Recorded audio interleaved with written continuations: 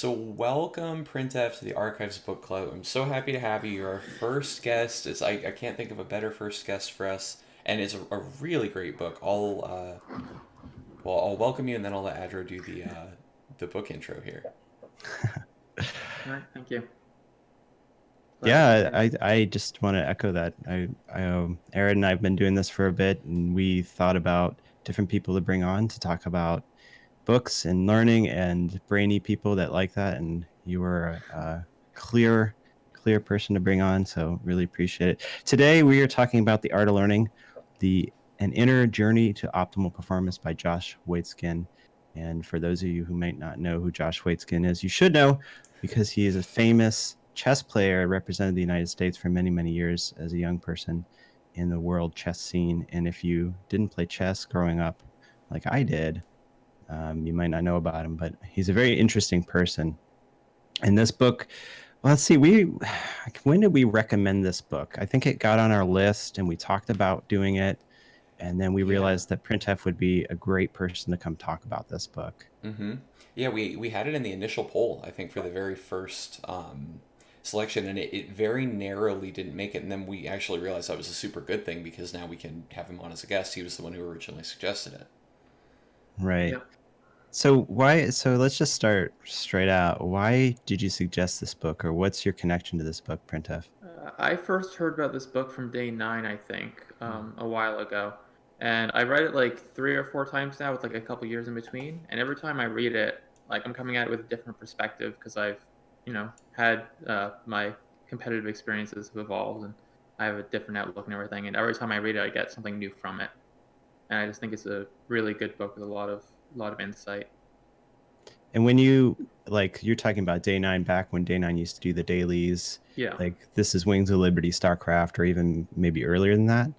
Yeah, Wings of Liberty or Heart of the Swarm, one of the two. All right, yeah. Um, yeah, I knew about the book, so I have an odd connection to Josh Waitzkin because I played chess when I was a kid. My family's Eastern European, and like Eastern Europeans are crazy about chess, and so we used to play chess growing up. And I never really competed and did like tournaments play. My dad actually discouraged me from doing that because he did a lot of tournament play, and he said it was like way too stressful and just play chess for fun. So I did that. And I remember, I believe it was Chessmaster 2000. Did either of you guys play Sounds Chessmaster familiar, 2000? yeah. Okay, so this was a PC game. And in this PC game, I mean, like, talk about value for gaming that we don't have anymore. You bought this PC game, and in the game, there was coaching sessions with Josh doing the voiceover, talking about like pro games he did and why he made moves, and like there was exercises you could do with him, and like, I mean, it was incredible value. Let me tell you. So if you buy Chessmaster 2000 today, it's still good because chess doesn't really change, right? But Mm-hmm. Yeah. it was this interesting thing because I knew about Josh Waitzkin when I heard about this book because I had like virtually trained with him, Mm. and I knew about Bruce Pandolfini, his early coach, which we'll talk about, because he references him and he says, "Oh, this is something Bruce and I used to do," and like so I sort of knew his story, but anyway, it's like tangents aside because we get on those too often maybe. Jumping into this book, it's written by an international chess champion, and as you later find out in the book, uh, he's an international Tai Chi champion. And this book is written in a very different format from our other books. So our other books have this sort of cookie cutter format of like, there's a problem. Let me convince you this is a problem. Here's the solution to the problem, and here's how you implement that solution, right? This book does not do that. This book goes Mm-hmm. through half autobiography, half solutions to problems, half like philosophical ways to think about yourself and the world and learning, and then a closer of his experiences in sort of like competitive world, in the high competitive world of Tai Mm-hmm. Chi. And I thought that was really interesting. So like that was the first thing that stood out to me in this book compared to other books that we've done. Well, And I don't know, what did you guys think about that? what fascinated me about that is as I was reading it, and I read it like really fast. I kind of couldn't put it down. It I would have read it as any of those thirds or halves or whatever. Like if it were just like an autobiographical like description of interesting stuff that happened as a competitor and these like I would have absolutely it would have been a page turner just as that, right? But then the philosophical stuff, again, same thing. I would have read it if it were just that. And it is blended nicely where you're like getting all of those things layered. Like it's just really, really good. I don't know. I can't say enough good things. Yeah, I found it to be like extremely well written. It was very easy to read, and like all three parts are combined kind of seamlessly. Yeah, that was another thing I thought was really nice about the book. Um, when I compare it to some of the other books we've done, not that like the other books were hard to read there, but there were parts that were a little bit more boring, and it was like, okay, I get it.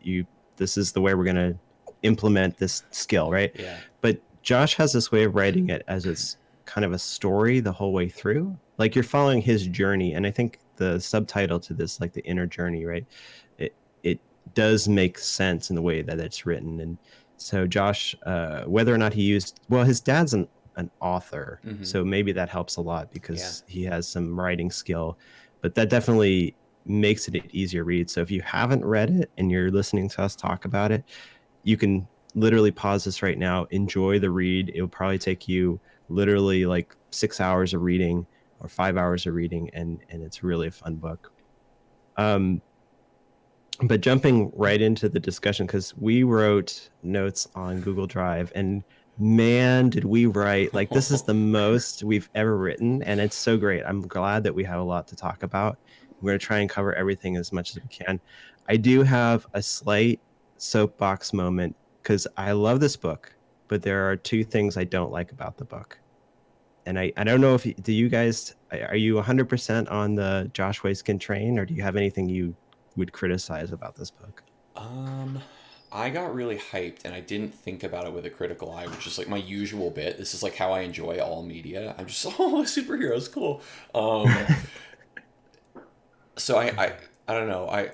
I shouldn't have answered first. I should have let printf talk. I Well, don't.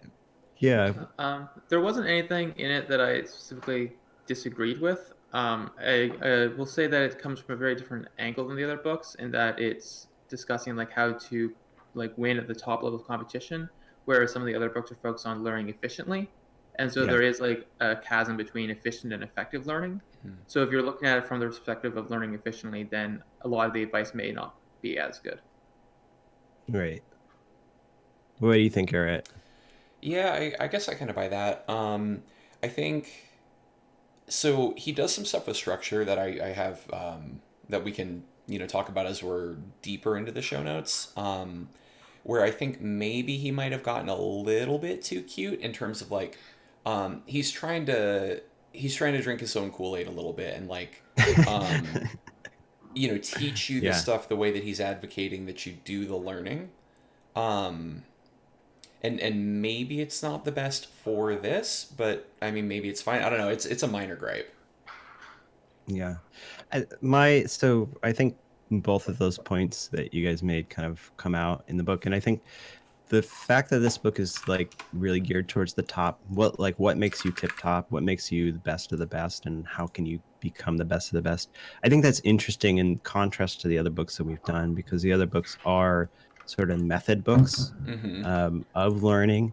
And so I think it actually, in my head, because now I've read like four of these books in a row, it's like, oh well, this is fine, right? Because we're going to talk about now the high end of learning, right? Mm-hmm. Where we talked before about like the beginner going upwards. The thing that I have, the two small gripes I have with the book are, so Josh makes this point many times in the book that there's not, and we will get into it in the terms and stuff that he uses, but there's not this like inherent talent or skill that people have. It's about kind of training your mind and developing these skills and so forth. And even though he says that, there are 2 points in the book where it's like he sort of insinuates that he has this inherent skill or sort of innate ability. And in chess, we the terminology is the prodigy, right? And it drives me absolutely batty when I hear it again and again. And like certainly there are humans that are more apt to do skills better than Mm-hmm. others, but nobody comes out of the womb playing chess, right? You have to be trained how to play chess, and even if you're very good in the first time you learn it, you still had to be trained. And so there's this sort of sense of like, well, he went, you know, and I wrote this like a big section of his notes that Josh was like obsessed with learning chess as a kid, because he actually says that. And he was in Washington Square, which is in New York. I've never been, well, I've only been once in New York City, but not in that park. So he goes to this park where people are playing chess, and he's like a 3-year-old, and he was like, and he literally says in the book, I've never seen these pieces before. I didn't know anything about them, and I wanted to learn. And within like days, he's like beating people who played decades.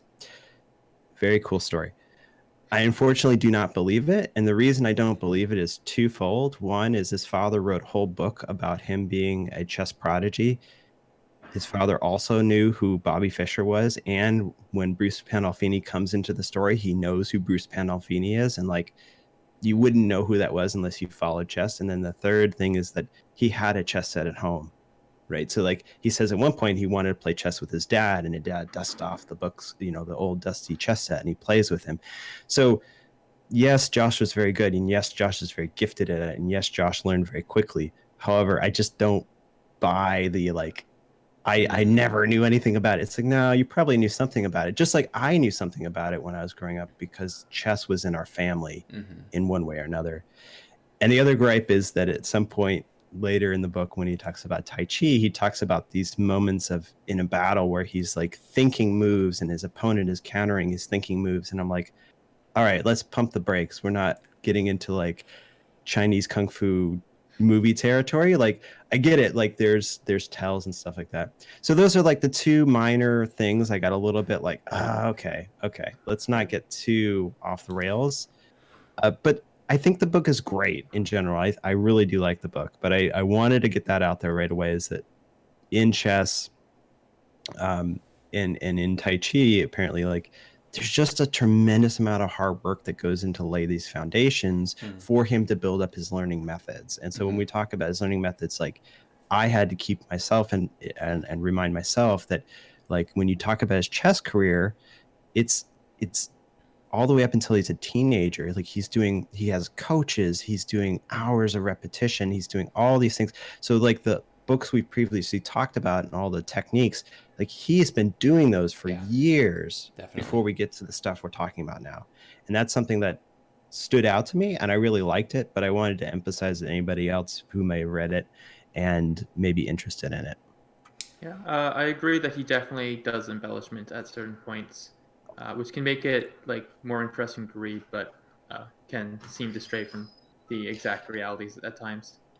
I will, when we get to the mystical, like you know, thinking to beam tells at your opponent. I will actually give a defense of that when that, Me you know, too. but the other piece of it I do buy as maybe embellishment, because it starts you off like, wow, I'm really interested in this story, right? So I could see it's like it makes sense logically and there's motive, right? So I'm like, okay, I kind of buy that. Yeah. And the thing is that, like, not to disparage Josh Waitzkin, the dude is really, really good. And the dude learned chess in a way that people generally do not. Like, very quickly, got very good very quickly. And I mean, his dad wouldn't have written a book, and it wouldn't have become a movie, Searching for Bobby Fischer, if they didn't think he was as good as Bobby Fischer. And Bobby Fischer, sort of crazy, but like the dude understood chess in a way that nobody in the world understood chess. And so that is something like to be praised, absolutely. But I always get irritated when I start to feel like somebody's saying like, oh, talent won the game. And it's like, hard work won the game. Like a lot of years of hard work. And anyways, we'll get more into it, but that was a little criticism. That's actually kind of one of the points in the notes that he talks about, with like he references a study on it even, is that like hard work is more important than talent, specifically from a mindset perspective. Yeah. And we'll be getting into that soon. Yeah. So the way we've organized our notes and the way we'll talk about this book for the rest of the day is not exactly the way it comes in order. It's kind of the way it comes in order in the book. So if you are following along, you know, you'll catch it if you read the book. But we kind of start off like I've just organized it the way we'll talk about it. And so it's like the internalization of skills. And so Josh does do this thing about building up the fundamentals. And that's sort of the beginning part of the book where we're talking about his early life as a chess player and his sort of obsession with chess and like how he's learning chess. And for me, this again like triggered memories of playing Chess Master and listening to Josh's voice coach me through this, where it's like I did this thing with Bruce Pandolfini where we just practiced the end game and we just had few units. And I swear so many times, even if printf wasn't on the show today, so many times I thought about printf and things that we've discussed in chat, or I've heard him coach you or on Discord about how to learn StarCraft. And I'm like, this is absolutely either he knew this ahead of time and he's like, this is part of the book as his like advocate, or he picked it up from the book. I don't know which, but this is absolutely the same idea. Is like, you need to have these fundamentals down to get this high level skill. And how do you reach that high level skill? Like, how do you learn those fundamentals the best way to get that high level of skill? So like, maybe you can talk about it, printf, because I knew you've had long conversations with Aaron about it. Super curious about this. Yeah, I've been wondering this ever since I read it too. Yeah, so I've kind of always had that approach of bottom up thinking, and the book, I guess, just reinforced it for me. I kind of had the right idea, or I guess we could debate whether it's right, but I kind of had that idea before reading the book, and it just reinforced it. Interesting. So where did you learn that? If you had it before you read the book, did you have that from education, from schooling, from your own ideas? I think it's just like my own ideas. Like, so I don't know if this is quite the same, but I remember one of my distinct childhood memories is, when you're a child and you learn about how people grow, right? And so what you're told is people are growing every day. And I was trying to argue against this, saying that, no, you're growing like constantly, like you're literally always growing. It's like a continuous thing. I didn't have the right terminology for it at the time. But that's what I was trying to say. And people kept telling me, no, like you grow every day. And I just couldn't, it didn't make any sense to me that you just like magically just jump in height like every night. Right. And it's like this kind of bottom up thing. I think it's the same idea. Like it's just kind of always been the way I think about stuff. Huh. Yeah, this is so I did martial arts when I was a teenager, and I remember I never made it to black belt, but I remember talking about people who made it to black belt, and it was this sort of thing of like, yeah, someday you're a black belt, but it's not like Thursday you were a brown belt, and then Friday, boom, suddenly you just gained all this. It's like, no, you're basically a black belt, but you know, there's this sort of gradient.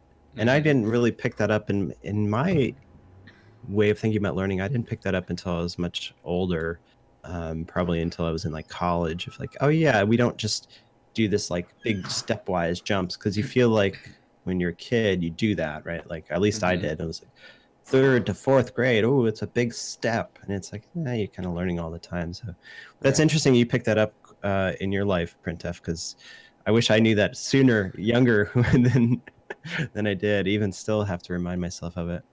Yeah, it's one of those interesting things where like as a kid, you are, I think, kind of shoved into the mold of thinking that way, that it is that stepwise thing. It's like somewhere along the way, hopefully you realize that everything's a gradient. These are like meaningless-ish designations that we throw on to things. Because like, I guess we have to do something, right? We can't just say, oh, well, it's a gradient. And like, there's no like MMR in life where it's like, I could be like, yeah, I'm exactly, this many points. And even that is somewhat arbitrary, right? It's like, you hit somebody whose style is better than yours, and it's like, well, yeah, I look worse against that opponent than maybe I am in the absolute abstract. So it's like we need it, but you have to learn somewhere along the way that it is this like semi-meaningless thing. So let's talk about these building blocks, these mental building blocks, and printf put a note in about that. And it kind of leads into like what I was talking about fundamentals, is you have to internalize these, or you have to get them so they're sort of you don't have to think about them, they're subconscious. And Inner Game of Tennis talked about that. You guys might remember if you've listened to that podcast. If not, go back and listen to it. But so let's talk about like printf, like expand on the building blocks that you're referring to. think Um, you might be looking at my note here, actually. Oh, orange is you. I'm Orange sorry. is me. Um, Eret then. so I am almost stealing Printf's thunder here because he talked about this on several of my streams with me. He likes the phrasing of numbers to leave numbers. I like form to leave form a little bit better. Ways can use this both. Um, the idea is like you practice stuff like memorizing the numbers, the particulars, like what does the Templar Archives cost. I am famously bad at this. um, you practice, if it's the Tai Chi example, you're practicing form. Although actually this is an interesting thing, he doesn't talk about form to leave form in the context of Tai Chi. He talks about it in the context of painting, which I thought was kind of funny because I think it works better in the Tai Chi example, but he didn't catch that or decide to use it, I guess. um, but I'll use it. You're practicing form. You're doing these motions, and the point isn't to do them to have this rote mastery of a thing. It's to create these mental building blocks in an inner game of tennis ish way, right? Where you're creating sort of the low level mental pathways that allow you to do things quickly and accurately without a lot of conscious thought. Because you have a certain amount of bandwidth to do conscious thought with, and you need to be using that for other stuff than thinking about form, thinking about, okay, am I macroing properly, these kinds of things. So you have to do the rote work to internalize that stuff, to have it like in your body, right? This is one of those kind of fake things that we say, right, where it's like, it isn't actually my hands that know how to macro, it's a lower level brain function. But that's kind of how it feels to us intuitively, right? When I've done that rote work, it feels like my body just kind of like knows how to do the stuff, and then I've got my conscious process that's running, thinking about other things. Okay, what's my opponent doing? Am I taking the right general course throughout this competitive endeavor? Do I need to alter that course? These kinds of thoughts. Yeah, and then he kind of also talks about that, and if you shift a lot of the work to your unconscious, then that frees up your conscious to focus on other stuff. And the metaphor he says for it is like you can see more frames, Mm-hmm. right? So you can see and act in frames that your opponent can't perceive because their conscious is bogged down by all this other stuff that you've internalized, and that basically allows you to do stuff that your opponent can't even see in like terms of martial arts, and that's where kind of mysticism comes in, right? Because you're Mm-hmm. doing stuff that they don't see. They're from their perspective, they're just standing up one frame and then the next frame they're on their back. Hmm. But Right. really, what's happened is you've shifted all the stuff to your unconscious, so your conscious is free to actually perceive all this stuff. What I found fascinating about that is there's a very clear analog to the FGC, right? Fighting games, when you start talking about doing things in frames, right? Like Mm-hmm. this is I think the best parallel we can draw maybe between Waitskin's work and competitive video gaming, because it's martial arts and it's video game martial arts, right? Um, somebody in a fighting game isn't thinking about okay, what are the 23 frames of the animation of this combo that I'm about to do? They're just like, I'm going to do my combo, right? And on the flip side of it, if you've trained, okay, well, on frame 21 of that, if I don't do exactly this, then I die to the combo. The person who's trained to defend the combo isn't thinking that either. They're just like, my brain knows what to look for. My hands are ready to input whatever the thing is that breaks them out of the combo, so I don't die. So that really jumped out at me when he started talking about frames in particular. On a StarCraft note, I remember Ace Jackson and I once both said to you that when we are playing on the top of a game, we feel like we're thinking more in game, and I think you said that you maybe felt like you were thinking less. Mm. And that's because like we shifted all this stuff to our unconscious. So when we're on the top of our game, our unconscious is taking care of it all, and Mm-hmm. we're free to think about it. When we're not playing as well, our conscious has to maybe be focusing more on the stuff that when we're in our best shape we do Mm-hmm. unconsciously. But Interesting.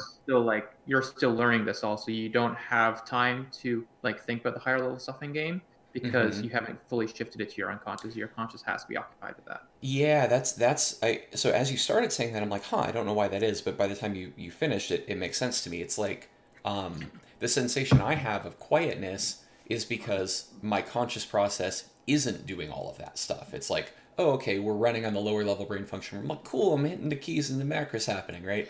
And I haven't lived in that, wonderful land long enough for my conscious mind to have been like, oh, cool, I can do other stuff, right?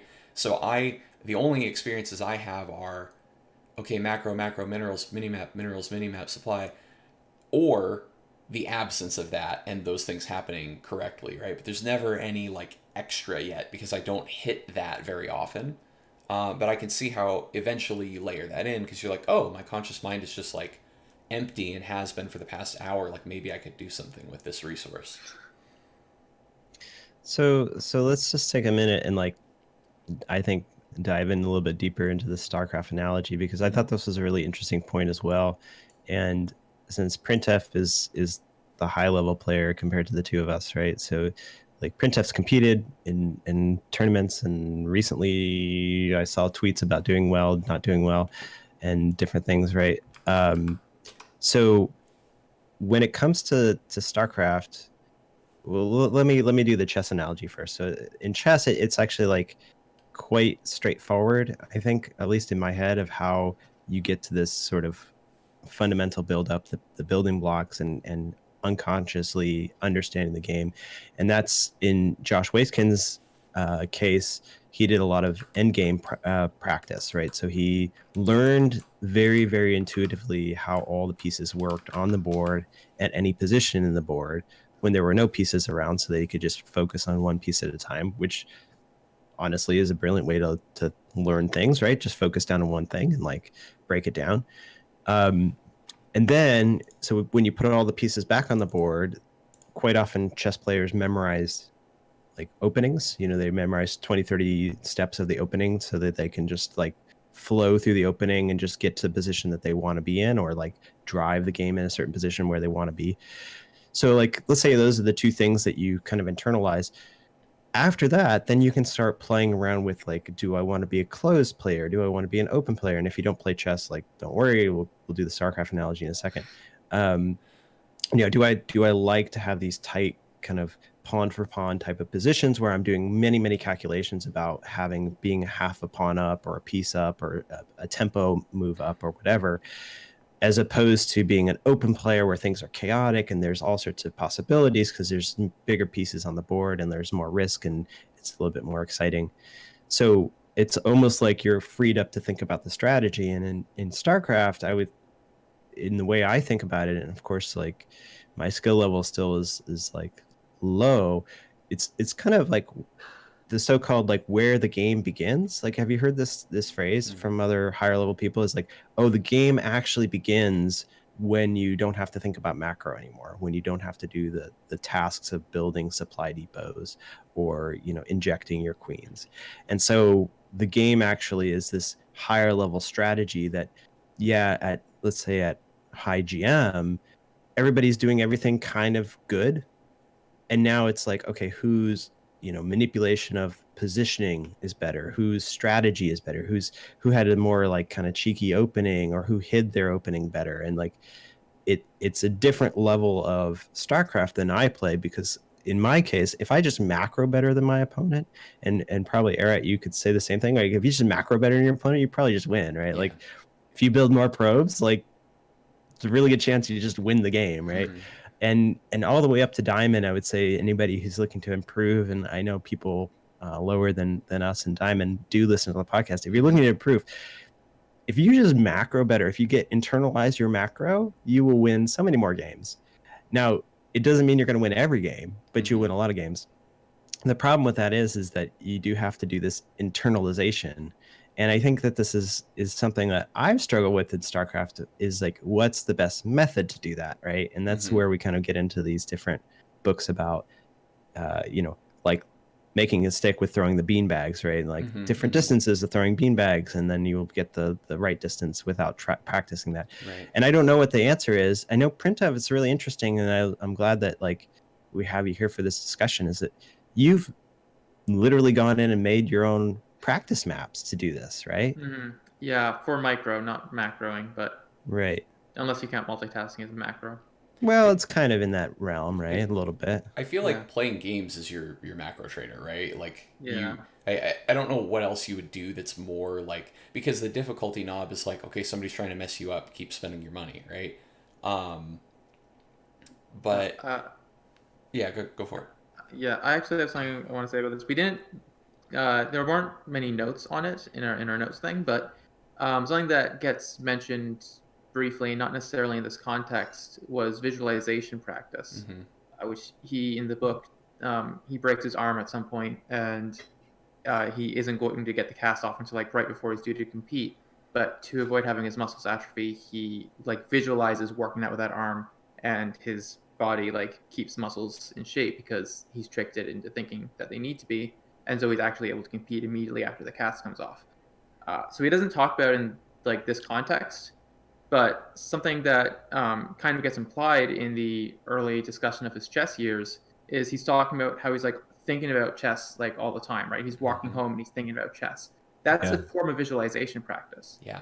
And honestly, that's, I think, how I probably got better at StarCraft mostly. Because I've mentioned this before that I've never been like a player who plays a lot. Like I've never been someone who just plays like 8 hours a day all week.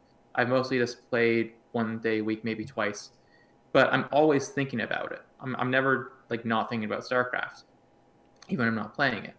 And I think that's an effective way at improving in macro as well. I never like specifically focused on getting better at macro. I always just kind of let it be something that passively improves Mm. while I focus on the strategy of everything. But the two are like inherently linked between strategy and macro. Like strategy doesn't exist without good macro, as you're saying with like the real game beginning, Mm. because strategy assumes that your macro is at least at some certain level.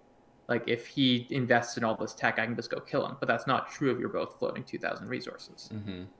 right? And then just thinking about all the strategy all the time, it forces you to know that you need to be doing all this stuff that inherently spends your money. Yeah, makes sense. What I think is interesting about this, I think I've touched on this in previous archives episodes, is people who have good memories tend to have this downside where they're ruminators. Like I have this really bad, right? If I lose a game of something, I had this a ton when I was playing Magic competitively, and I do also still have it with StarCraft. Like I'll think about streams. I'll think about, okay, what are the games that I played on stream? What happened in each one? And then I like do the mental like beating myself up over like anything bad, any mistake, whatever, and I just like wallow in it. Like it is a terrible habit, right? But what is an interesting side effect of that is you do the run through again, and you're doing this visualization practice, although it's in a very negative way, right? Like I'm never like, oh yeah, and then that one game I like scouted the muted tech and I made stalkers and I didn't die or whatever. Like there's never any patting on the back that's happening there. It's only like being pissed at yourself about, things you missed. But Our own worst critics for sure. yeah. And then just to touch on this other thing that we were kind of saying. So what I find fascinating about the game doesn't start until thing is so day nine's kind of like deified in StarCraft, right? It's like, oh, Mm-hmm. day nine said it back in Wings. Um, we actually this is one of the rare instances where we have like contemporary input from day nine, right? Because like most of his StarCraft stuff was done like back in the old times, right? The ancient texts. Yeah, Um, yeah. but when Remastered came out, he did a good chunk of StarCraft content for a bit there. And one of the things he went on a big rant about during that time, one of the very first streams he did, was that he thinks that this idea is complete bullshit. This, like, the game really starts. Like, he went on a big rant about it where he said, no, like, you guys all think this from, like, a spectator's angle, but at the highest levels, like, it's the same thing. Like, the GMs and the Rainers and the Serals of the world are still scrapping for those macro advantages. It just looks different. It's not, are you both floating 2,000 minerals, right? It's which of you had a spare second to put one more scouting link on the map to see, like, that little extra piece of information that then informs the strategic piece. Like, and to take it back to the, silver, gold, plat level, right? Like, yeah, we're both, floating 3,000 minerals, but if I catch you out with some weird tech transition, you weren't anticipating it because you're only thinking about, I'm floating 3,000 minerals right now, I can get a strategic victory there. And this is where, like, it gets muddy because you can't just say focus on your macro. Like, you, I mean, you can improve that way. I did it, right? That was my path. But it's not like you can't have strategic victories. It's just there's a lot of growth to do by just spending 3,000 minerals. So I think, again, it boils back down to like, do what's fun for you. There are multiple avenues to improve. But in StarCraft, especially as a spectator, it's just always very apparent that there's this big gap of like macro improvements that you could make. Yeah, I mean, look at Florencio, for example. Like, no one thinks that Florencio is good macro, but he made GM on NA. Mm-hmm. And he does have those like the strategic victories that like the bronze and silver players think about and just can't achieve. Mm-hmm. Yeah, I mean that's one of the interesting things is if you so I would put like Haas, printf, and Florencio kind of in this category of like, oh man, do you do weird things in StarCraft, right? And people see this and are like, oh, I'm gonna go get some easy ladder points. I'm just gonna copy printf. And let me tell you, you try to copy printf, you try to copy Florencio, and you're gonna lose like 20 games before you figure out how to do it with the same finesse. And the reason why is there's like obviously some strategy and skill behind it. The thing is that so like there's so many points like what Eric just brought up about the macroing and like and where the game begins and this sort of thing. And I think I agree with you. I didn't hear Day Nine's rant about it, but I agree with you a lot on these points. But it's maybe I can give an analogy and that'll be the best, like emphasize how I feel about it. So I was just gone for like 2 weeks and I couldn't play StarCraft during those 2 weeks. And I came back and my first stream was Thursday and I played StarCraft and I played just like all races unranked because I was like, oh, I'm just going to lose a lot. I know it. I haven't played in a while. And at Diamond 2, Diamond 1, like, yeah, I did lose almost every single game. And I guess my like Zerg and Terrans in Diamond 3. So I lost a bunch of games. But if I played Protoss, which is mainly what I play, and I played a Platinum player, even without playing for 2 weeks, there's no doubt in my mind, crush them, right? Like, just crush them. Even a Diamond 3 player, crush them. Diamond 2, then it gets a little harder because like now I'm not on my top form, whatever. And the reason why is a lot of the stuff that a Platinum player, and it's so interesting how the ladder is actually like skill is like really correlated to where you sit in the ladder. All the things that a Platinum player struggles to learn or is still learning or is hitting a wall with or is at a plateau with, like I've surpassed that. It's internalized. I don't have to think about that. I'm not going to float 2,000 minerals before 10 minutes in the game.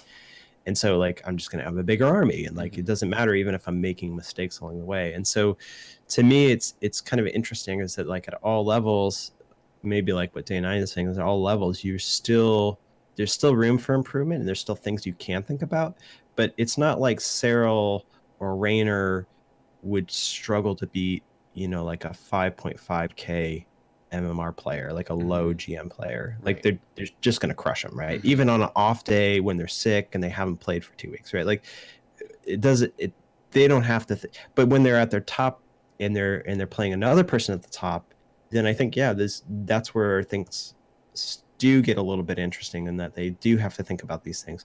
So I would say it's like kind of both, right? And I don't know, it's StarCraft's so complex in so many ways. It's so much more complex than chess in so many ways. Chess is a complex game, but like you're adding on this additional layer of complexity in like not knowing what your opponent is doing and like, you know, like there's 3 races, not just black and white. Like it's very hard to say what the best way to internalize all these parts is. And yeah, I don't know. I'm not sure that there is a great answer for that, but it's very interesting. The takeaway that I think Day 9, like the one-liner that he was trying to get across to people is like, don't feel like you're not playing StarCraft. You're not playing the real game because there's like hectic stuff and there's always like too much shit and you're juggling. You're like, you know, because like that emotion, that sensation is never gone, right? It's just replaced by higher and higher level constructs of stuff, right? Like whether that's a higher level strategic construct or literally I'm spreading more creep, I have one more spotting ling on the map, these kinds of things. Like it's like it isn't like Cyril is like chilling, You know what I mean? He's not like calm as he's like doing this stuff. He's pushing himself to the edge, just like the bronze player's pushing himself to the edge. It just has a different output. He's got 500 APM to work with. Right. Yeah. Yeah. There's more things happening, but he's still running Yeah. up against that human wall of like I can't do all the things I want to do, and I have to prioritize, and I have to spend some of my brain on the prioritization and figure out how much of it is worth budgeting for that versus actually doing stuff, etc. So this leads into this idea of in the book, it's called Learning Theorist versus Entity Theorist, and it's not a really big part of the book, but I thought it was quite an important part of the book. Mm-hmm. And this is so the entity theorists think that they're like inherently good or bad at things, right? And the learning theorists are like, I can learn anything and I can get better.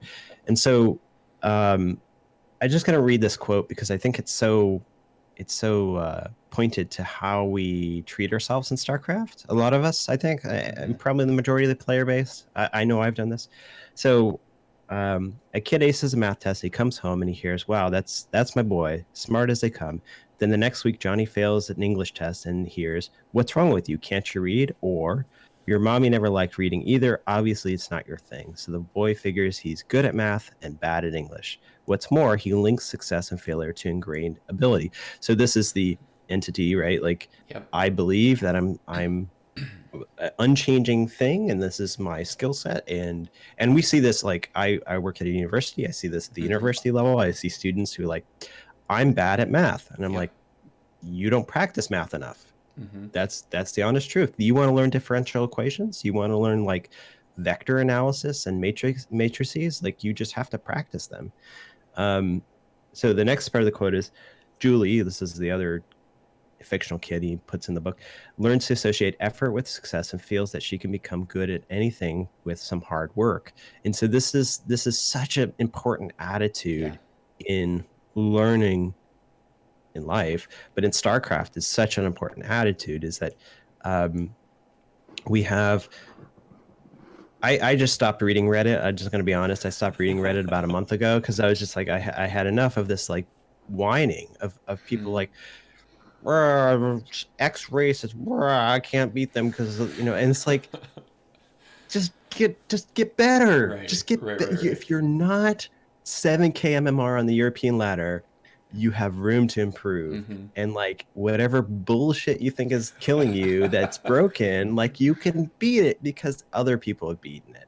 And it's so frustrating to hear that. But even though I know that, I even tell myself that sometimes, like, well, that's just crap. That's a stupid strategy, and I shouldn't lose. And it's like, man, it's not the right mindset. And I think it's such an important point. That's why I wrote a big paragraph in the notes about it. And I mean, you probably guys agree with me, but yeah, you have to really treat yourself like the learning theorist, and like, with hard work, I can learn this, right? Yeah, Now, the type of learning is tough to identify. Like, what's the best way to hard work it, you know? Right. Yeah, this is a concept that gets repeated a lot in different contexts with different terms. So this one is learning theorist versus entity theorist. I've also heard growth mindset versus fixed mindset. My personal favorite is internal locus of control versus external locus of control. This basically says, like, I am able to do things because of the way the world has affected me versus I'm able to do things because of what I've chosen to practice. Right. So external versus internal locus of control. And I really liked the study that Josh references in the book, which is they had people do some easy problems that they all solved, and then they had them do some hard problems which none of them solved. And they were given easy problems again, and the learning theorists were able to solve them again because they were easy. But the entity theorists they were like demoralized by the hard ones, and they failed to solve easy problems. This is me. This is me. You can tune in to any air at ladder stream and observe this effect, right? Like, if I fight some like BM mech player, right, and they like get me in a pissed off mindset where I want to win really badly because they're the villain, right? I'm supposed to be the hero because you're watching my stream and not theirs, right? So I'm supposed to win macro against player. Yeah, that too, right? But also like they're being a jackass and I'm not, and but I'm bad against specifically that strategy. It's this terrible pairing of things, right? And then you'll watch me play PvZ where the Zerg like does normal stock standard stuff, and it's like my good matchup, and I have this build that I've been doing since Silver League, and it, like is still good, is still meta, and whatever, like, and I'll just get wrecked, right? And it's because I'm the easy problem of my good matchup against somebody not doing anything weird. I'm so in a tailspin over that previous PVT that I just played that I can't solve an easy problem. And so this one was another one that jumped out immediately, where it's like I instantly see the StarCraft analogy. I instantly see an analogy specifically to my own play. This book is for me. I need to pay attention and internalize this lesson. I still like, I don't feel like I'm there. I have to practice this, but yeah, this is I definitely was raised, unfortunately, don't want to like throw my parents under the bus here, right? But like I was raised in this entity theorist way. Um, it's funny this and he says this in the book, like this does happen to a lot of kids who are like, oh, you're smart, right? When you're growing up, if you do well, a lot of parents fall into this pitfall of oh wow, great job, you're so smart, because that's their reaction. They're honestly impressed with their child, and they're delighted that their child is having success, right? And they don't realize that being that openly hyped about it in that way and communicating it in that language actually screws the kid up, right? It actually does create some barriers that they're going to have to learn to knock down. And I'm still struggling with this. I've been aware of this for years in myself, and I still haven't quite, like, it's one of those things where it's one thing to know it in a cognitive way, right, in an intellectual way, and it's a completely different thing to internalize it emotionally and to really feel and own the learning theorist thing instead of the entity theorist thing. This is something that I've been very openly struggling with on stream, and like still not there. I don't even think I'm close. Yeah, I was definitely an entity theorist growing up because I was very good at math from a young age, and I was obviously praised for being good at math. Mm-hmm. And I was an entity theorist probably as a result of that for a while. But sometime in high school, when I started getting really into StarCraft, that kind of mentality changed, and I became more of a learning theorist. Mm. And I credit StarCraft a lot to that. Huh. Yeah, I had the same experience, and I was good at math. I was good at science, and it was like, oh, you're so smart. And then, which is, like, okay, so people say that, but then I was terrible at English, and I was like, oh, I guess I'm just going to be terrible at English for the rest of my life. Like, I'm a bad writer, and I'll never be good at it.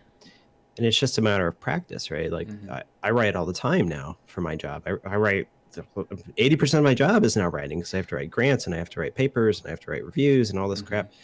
And I'm quite good at writing. Actually, I've gotten a lot better. And it just, I got better through hard work. But when I was a kid growing up, I had the very similar experience of, like, hey, you were really smart. You did so good. And it's like, oh, I wish you had just told me I did it through hard work, Yeah. but that's the way it is. And I think a lot of people get that. And that's also probably why a lot of people never try to expand their knowledge base. Like, for example, people who say they're bad at math never try to get better at math. They're just like, well, Yeah. I'm just not a math person. And I mean, how often do you hear that? Mm-hmm. Or somebody Yeah. saying like, oh, I can't draw. Yep. I'm not a good drawer. I'm not an artist. It's like, well, you can learn. I learned. I picked up a book and I followed through the book, and it was, step by step how to improve your drawing ability. And I can draw now. Mm-hmm. I never did that when I was a kid. So it's a shame, but yeah. So we probably should just move along in the topic, since we have so many to cover. Sure. Now, okay, so Green, this is printf. Now it's printf's time to speak. Maybe you could talk about the points that you put in here. Yeah, so I feel like he doesn't. So he starts off the book by saying that he, while preparing to write the book, talked to a bunch of professors and stuff, and whenever he said the word intuition, they just like laughed at him and told him that the word was meaningless. But even despite that, he does talk about intuition throughout the book, and I think it is an important concept. Even if it's like difficult to define, intuition is very powerful, and there's like, I guess, kind of two general meanings when you say the word intuition. Either it's like this the kind of human intuition of things, like you have all your pre-existing experiences give you some kind of insight into something you've never seen before. And then there's also the kind of intuition that you build through like intense internalization of a specific topic. And that lets you just kind of snap judgment things very accurately. And that's the kind of intuition that is relevant here. So this is related a bit to earlier when we were talking about internalizing stuff and shifting it to your unconscious. That's the kind of the process of building intuition. And specifically in the chess stage of the book, when he was talking about studying the end game in like isolated positions, like he would study. I have a quote here. Like, then we turn to rook endings, bishop endings, knight endings, spending hundreds of hours exploring the operating principles behind positions that I might never see again. And like he'll never see those positions, but it gives him a deep intuition for how those specific pieces behave. Yep. And that intuition allows him to more accurately and quickly judge how the game is going to play out in all the situations that he will see in the future.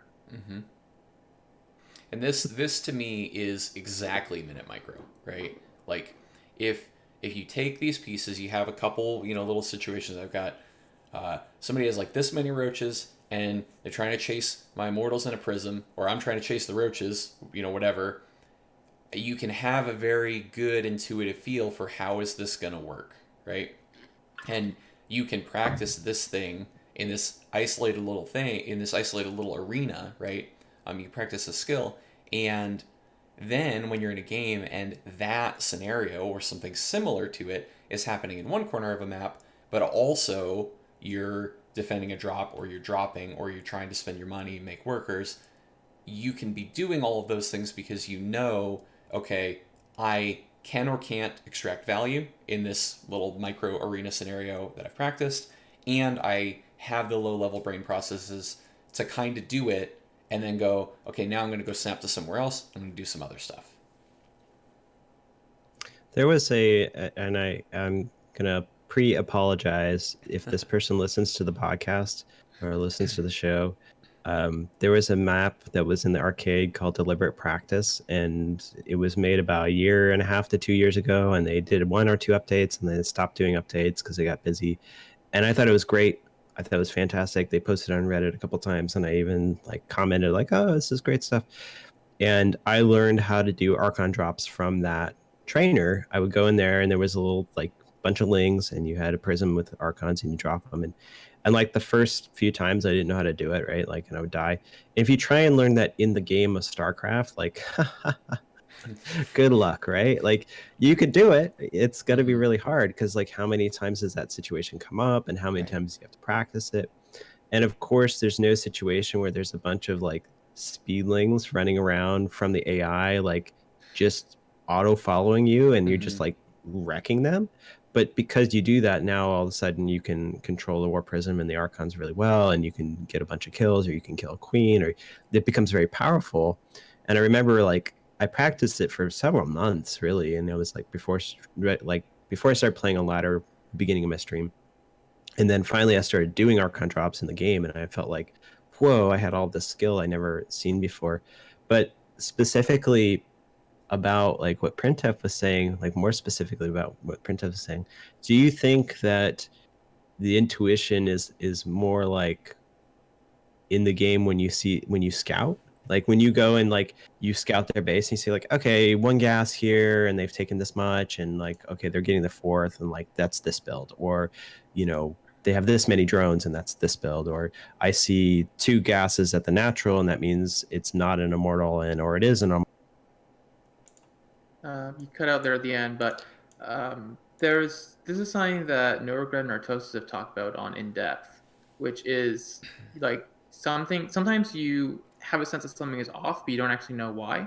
And like you'll see a probe moving, and you're like, that's gonna cannon rush me. I've seen nothing other than this probe's movement, and I know it's off. Yeah. I'm getting cannon rushed.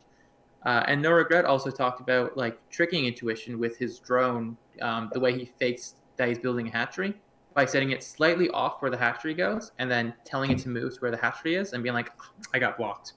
I was trying to build a hatchery, but I got blocked. But if you just send it directly to where the hatchery would go, and you just like spam right click, that doesn't look real. You have this awkward moment. I've done this before. You have this awkward moment where you get there too fast, and you're like, shit, I have to look like you did something that like, and you can't sell it. It's like the most like being a bad poker player. Right? It's the most see-through ruse in the world. Yeah, but then there's also stuff with scouting that is very much a facts thing. Like you look at a replay and you're like, okay, whenever I'm getting this mass Charizard, like 8 gate all in, they pull off gas and they don't have gases that are natural, right? And then when you're scouting, you're specifically looking at that as one of the tells that he's doing this build. So I think scouting can be both an intuition and like a checklist kind of thing. Um, but intuition is very powerful outside of scouting for specific builds. And like, I feel like he has a third now, even though I haven't scouted it. That kind of subtle thing. Mm-hmm. Yeah, or something like when you play somebody it's doing something a little bit off, and you're like, secret base. There's a secret base on the map. I just know it. You have a little bit too much stuff. I can't Yeah. quite place it better than that, but you have too much. Right. Or like, right. I feel like Skytoss is coming. You know, I feel like the Skytoss transition has begun because his army is like a little bit smaller than it should be. Right. So there are these tells that you end up picking up off of that through many, many games and many, many experiences, then you have this sort of internal voice that guides you. And that's really interesting. I think it's such a like, it's just like his example of the end game practice, right? Like if you know how these pieces move, then when the board is really complicated, you'll just have this sense of like, I think I know where this is going, right? So I kind of threw this quote in there, and this actually probably goes a little bit back to the topic we talked about just a minute ago, but it's the hermit crab. He talks about the hermit crab, and it's like throwing the old shell. Analogy. Yeah, like throwing the old shell off and like going to find a new shell, and like it's the process of growth, and this is sort of thing that we and probably Eric, this goes back to a little bit of what you said about beating yourself up of when you play a game and you didn't do what you wanted to do, and you're like, if I just done this. I personally have this experience because I stream at night and I stream for like 2 or 3 hours. I can't go to bed right after I stream because like my mind is just like going through each game and be like, well, you should have done that. And you should have done this, especially the losses, right? Like those are the ones that sting the most. And it's really this growth process of you're sort of internalizing these experiences, and the more you internalize them, the less like you are to lose to them, and the better your intuition is. And so, you know, like the hermit crab has to like leave its shell, go to the next one, and like, okay, it's going to be hard, and you're going to learn new things, and you're going to get better. You got to grow into it. But it's if you just do what you've been doing in the past, like, yeah, that'll win, but it's not gonna get you better, right? Like, and I see this. Maybe you have this experience too, both printf and Eric. People come into the stream playing StarCraft. They're like, how do I get better at X, Y, or Z? They ask for advice, and I'll say, like, let's see a replay, and we look at the replay, and they're like, I do this build all the time and it wins, and then this time it didn't win, and maybe I should have done this, right? And it's like, well, maybe you should spend your money better. Maybe you should be building more probes now. Like maybe now is the time. You can't do your all in anymore because people defend it, and you need to now take in a third, right? Like, and I think even Eric, you said this once on stream, is that you got to a point with cannon rushing where players stopped just leaving the game, and they're like, you had to like play it out. Oh god, that was horrible. Because I got so much free MMR, but it was like based off of the assumption that I knew what to do from the like massively advantaged position. But like, and this is a I guess a sales pitch for not, you know, quitting from bad positions, right? Like, I literally never practiced it because those people were used to losing to cannon rushers who were actually good, not a brand new, newly minted one who did, you know, 2 sessions with printf and all of a sudden has magic powers, right? Like, and yeah, that was a rude awakening when people stopped leaving. It's like, oh, like I've actually never had to close it out. We had some bad stream moments where the chat's, you know, spamming not like this because it's like, you know, it's a completely one position, but it's a one position that I've never seen before and never brought to its conclusion. Yeah, that's the worst when you throw those games at your head. On the hermit crab point, I feel like this relates a lot to investing in loss. Yep. And there was a great example that Josh gave in the book of this chess player at some place where he was giving like an exhibition, who his parents bragged had like never lost a game in a year or something. He's like 100-0 or something. But he was 100-0 because he was only playing people he knew he could beat. Yep. And he actually refused to play against Josh in the exhibition because he didn't want to lose. He wasn't willing to take that risk because losing is a deeply emotional experience. Like losing is painful, you know?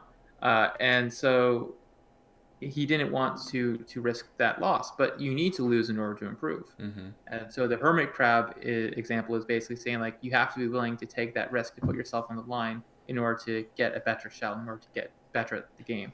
Right.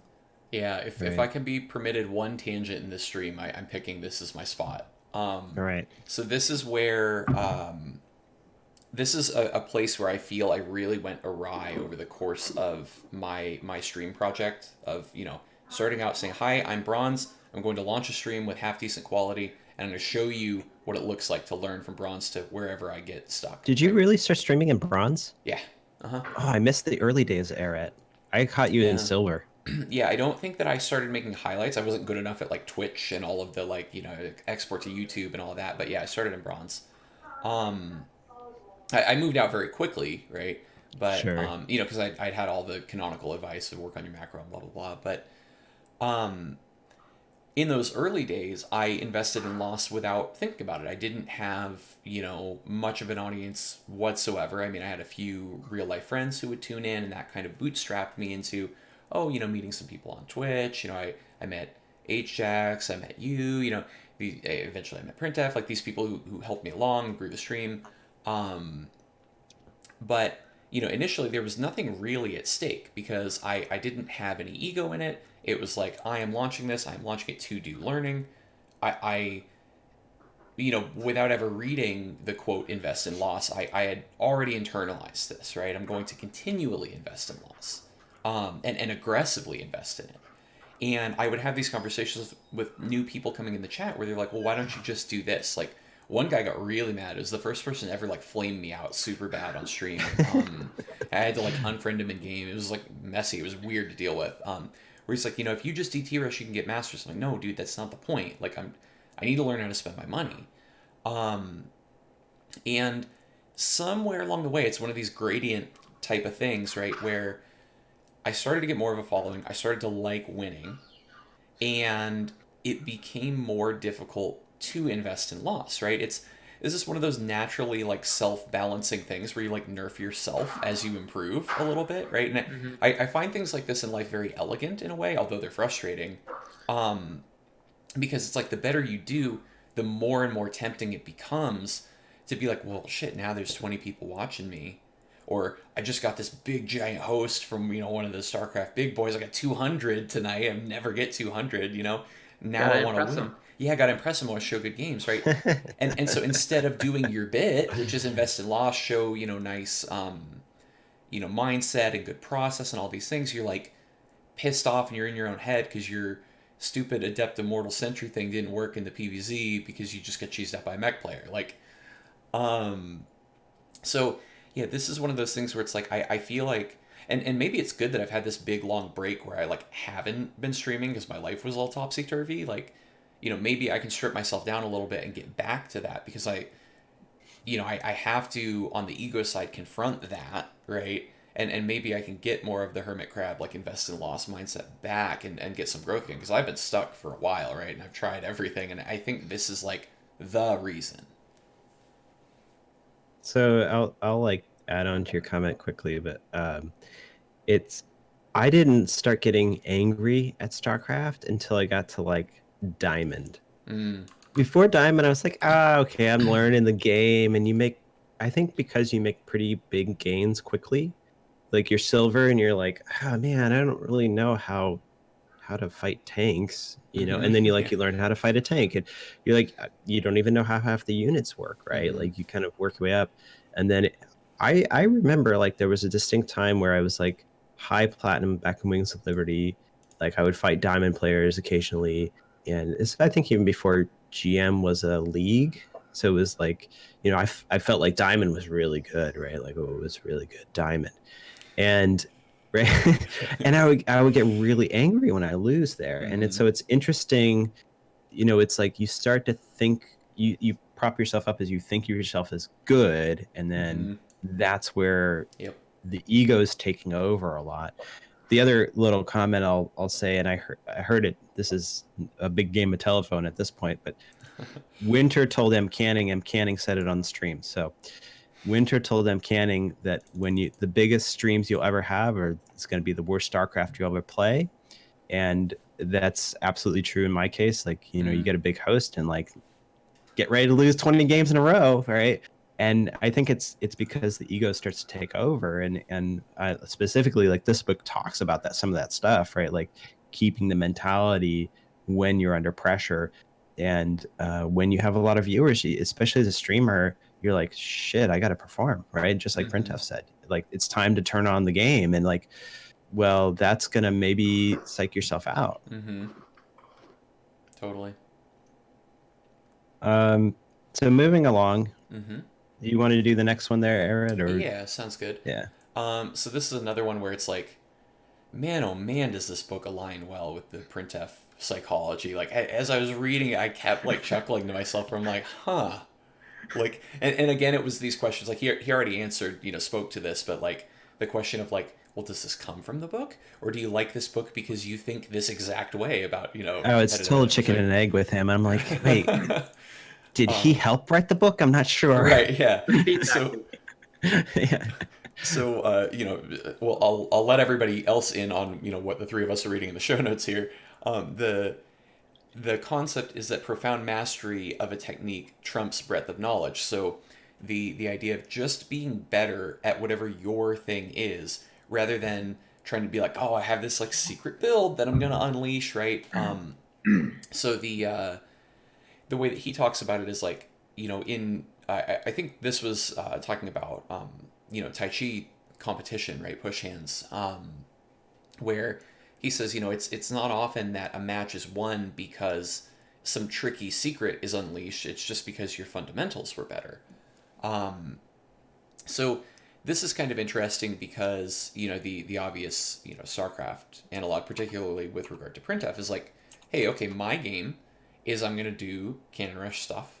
I'm going to force things into an area where I feel comfortable, and maybe you don't, right? This is something he and I have talked about a lot during sort of coaching streams and that kind of stuff, where it's like, my opponent's not as comfortable in this zone. I have a very high degree of competency, and I can make them look worse than me because we're playing in my universe, not your universe, and I'm good in this universe. Yeah, I made a note on that in the next section, but we could talk about now the off-meta advantage. And in the book, Josh has a shoulder injury at some point, and in Tai Chi, there's what's called the pummeling stage, which is where you're fighting for position. But this shoulder injury prevented him from being any good at that, so he just kind of gave it up and got good at playing after giving the opponent that advantageous position. And because he wasn't playing his opponent's game, he was playing his game, and his opponents were like willing to play his game because this was what they trained. Yep. Now they were playing where he had spent a lot of time practicing, and his opponents didn't really practice that much because they were mostly focused on getting there. And this is kind of what you're talking about, Arat, with getting way ahead in cannons but not knowing how to finish it. Yep. Like, if you just assume that you can just win the game from here, and nobody bothers practicing that stage because they assume it's a foregone conclusion, then if your opponent actually knows how to do, like how to come back from that position, it's not necessarily a foregone conclusion. And so that relates a lot to StarCraft with cannon rushing, like you said, with the off-meta advantage that I've talked about before in our coaching sessions. Yep. I think this is such an interesting point that you bring up too, because it's like, and I've read the discussions between printf and Arid on the Discord, on his Discord, about like, should you play out a game to the end? And I don't want to like bring up the controversy, but like, because I think this is exactly like sort of what's coming up in the book, is like, if you run certain games, right, if you run them out to their like extreme late game, because why not? One, you might win, but that's actually not the point. The point about it here is learning, right? And I started doing this because I got really frustrated with PvP. In PvP, the current meta, I feel, is like really, really stale, and it's very RNG coin flippy right now. It feels very RNG to me. Even if you get a macro advantage, it still feels like you just lose to like, they had 2 more immortals than you, and it's, gosh. So I just started cannon rushing every single PvP. So like if you hit me on the ladder, I'm going to cannon rush you. Like heads up, just like be prepared because it's coming, right? Also, if you play random, you're getting cannon rushed. Like this is the rules that I have. And the reason I started doing that is because I was frustrated. But then I little printf on my shoulder was like cannon rush more, and like play the games out. And I have had some of the weirdest games come out of that. But I feel that, or at least my intention is that those weird games will propagate situations that I'm not comfortable with, that I don't know about, that like, yeah, maybe I'm going to lose, maybe I'll win, but they're going to expand my fundamental base knowledge of StarCraft. And like, what do you do in the situation when you're in a base trade? What do you do when, you know, like they actually defend the cannon rush? Like, how do you come out of that? Where are you at economically? And I think that those game sense points have helped me. And I think it's kind of an interesting point. The other side of that is like the shoulder injury analogy that printf just brought up that's in the book is like I never consider this in my StarCraft plays, that if something is not working, I'm like, well, I just got to get better at it, right? Like if the opponent's countering, I should just do better at it. But like maybe we should give some space, let them have that advantage and learn how to fight from that position, right? Like he talks about the shoulder injury specifically with underhooks and like some stuff like that, right? It's, okay, I'll let my opponent have underhooks and I'm going to fight from a disadvantage position. But like, if I'm really good at that disadvantaged position, the opponent's going to be caught off guard. Right. And I think that's a really interesting concept in StarCraft that I don't really recall anybody throwing around too much in all the different things I've read or coaching things I've heard. And I really think that this is like it actually could be very important for growing your game. Like when you're at these plateaus, I don't know if that's like, Eric, that's your situation. My situation, I've gotten a little bit better recently, so I don't feel as much like you do in that sort of like, I'm stuck in diamond. But, you know. That's... Go ahead, Printf. I was just going to say, like, the idea of, like, staying in the game and seeing all these situations you've never seen before, that's a huge deal for building up intuition. What I was going to say is, I think what you said, Edgerseth, is hugely important because it's like the first new idea about StarCraft that I feel like I've heard in years, question mark, right? Like, you know, everything else that I've ever heard is like, well, yeah, this is good advice, but it's the same advice that we've had since Wings, right? I think in particular, we are taught that it is very bad to be in an economically disadvantageous position, right? Like, you cannot allow that. You need to find a way to change it. And it's one of those things where it's like, I think that's like probably mostly true, right? But now I'm curious, like, can you just get really good at, like, this is something, you know, again, my coaches, printf and hx, have tried to ram into my head and didn't take, right? Where like, you know, you can do stuff like, okay, I'm economically disadvantaged here. My opponent has a bigger army. I'm going to go disruptors because that can fudge the math, right? Like you can do stuff like that where you say, this is the case. I can't change the fact that my opponent has this base because they have had it for too long and their army is bigger. And so instead of throwing all my stuff at them and hoping that somehow they just totally flub a fight, I'm going to chill, accept that I'm in a disadvantageous position, and try to make strategic choices that allow me to work my way out of that, rather than just being like, well, okay, here goes nothing, you know? And this, he touches on this in the book somewhere, and I'm trying to remember exactly what I had it and I just lost it. It might come back to me. I want to say, like, the H-Jax mentioned in chat, like, being confident Blink Disruptor, so being okay, being behind if you get into Blink Disruptor. And I do something similar in PvP where I know I'm way better at Proxy Void Ray, like at Void Ray Micro. So I'm okay being behind if I get that Proxy up and I get my Void Rays going. And this is also tangentially related to something that I've observed for myself, which is if you play with a handicap, you get better. Like my biggest improvements have come from playing with a handicap. Specifically that long internet drought where my connection was complete garbage, Yep. and I would have like 1 or 2 second network spikes like frequently during my games, and I literally dropped a diamond from high masters due to this.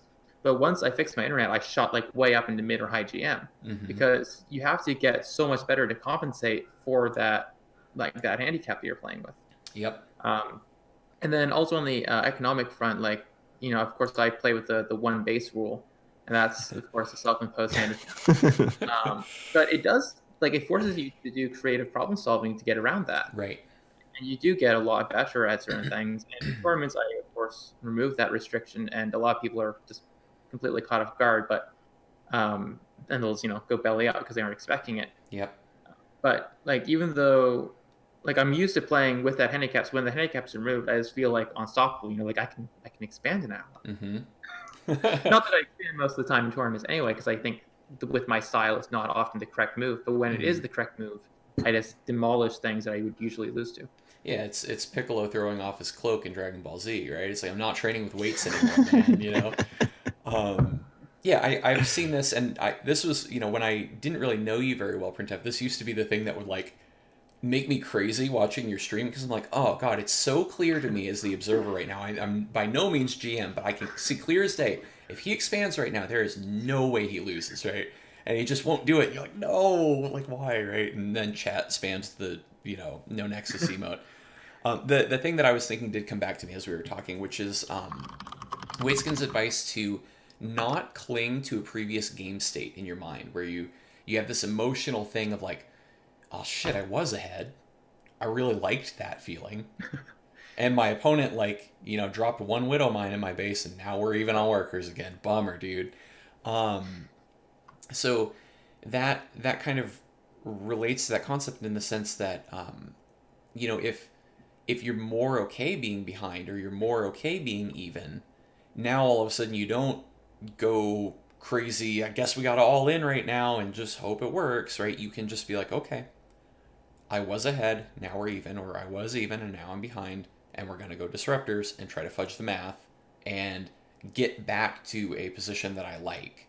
And I think that's another, it's like, he really just brushes up against it in his discussion in the book, but it's like another hugely important StarCraft lesson, this like not clinging to game state.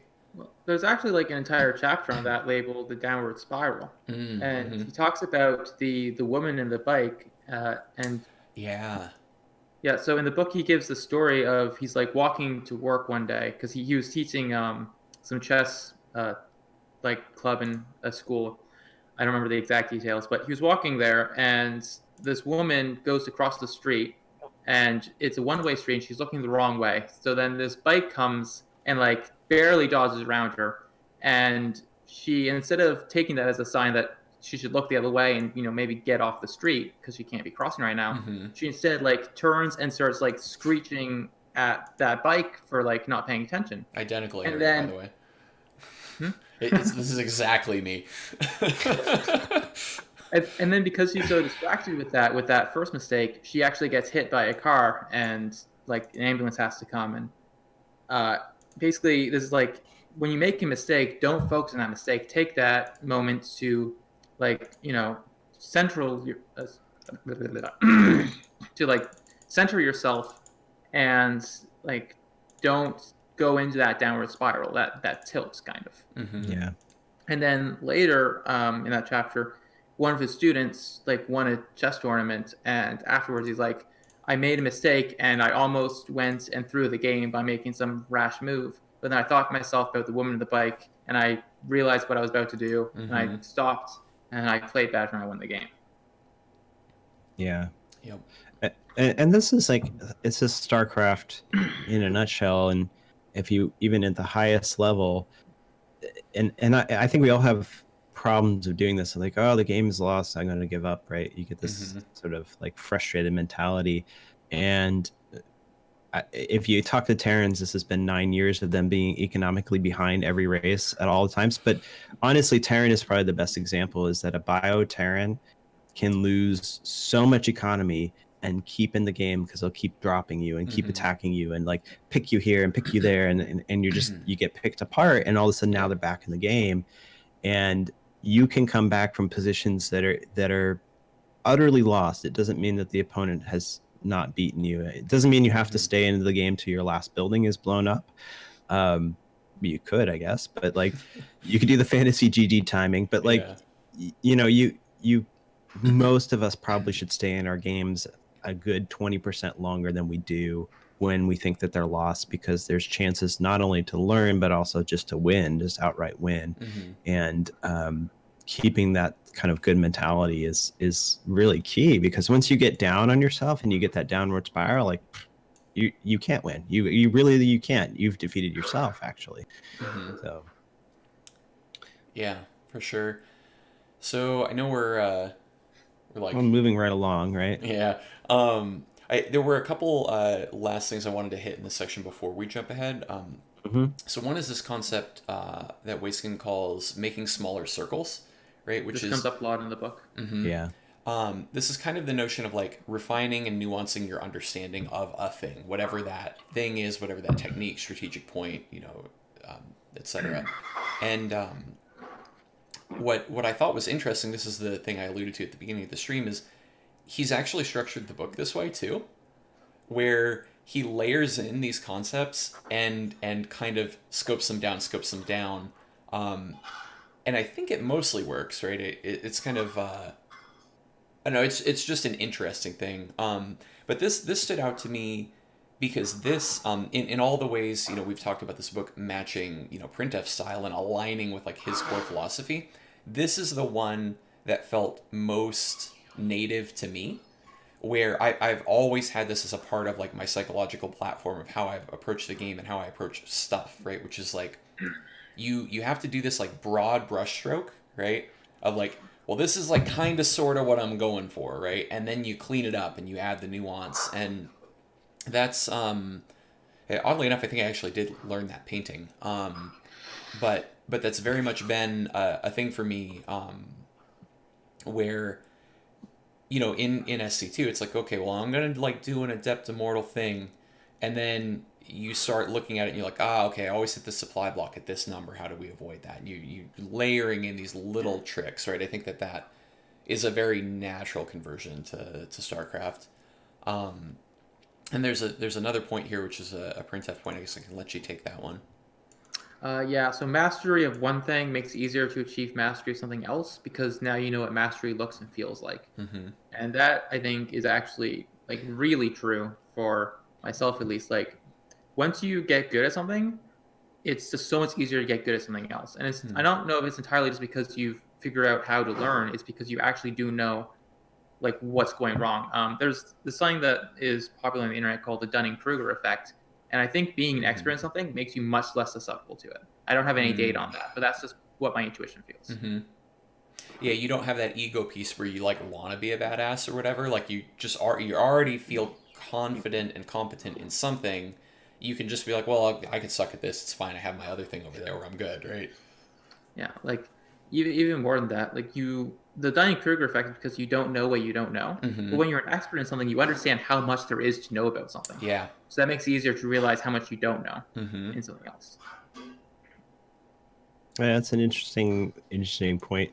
I've often wondered about that, because you see pros from like a pro player from one game just translate over to another game, and all of a sudden they're super good at it. And it doesn't even, like, sometimes the skills don't even seem to translate in my head. Like, there are a number of people who have gotten really good at Overwatch, who are like, Huck is notable. Like, he went out to Overwatch and left us.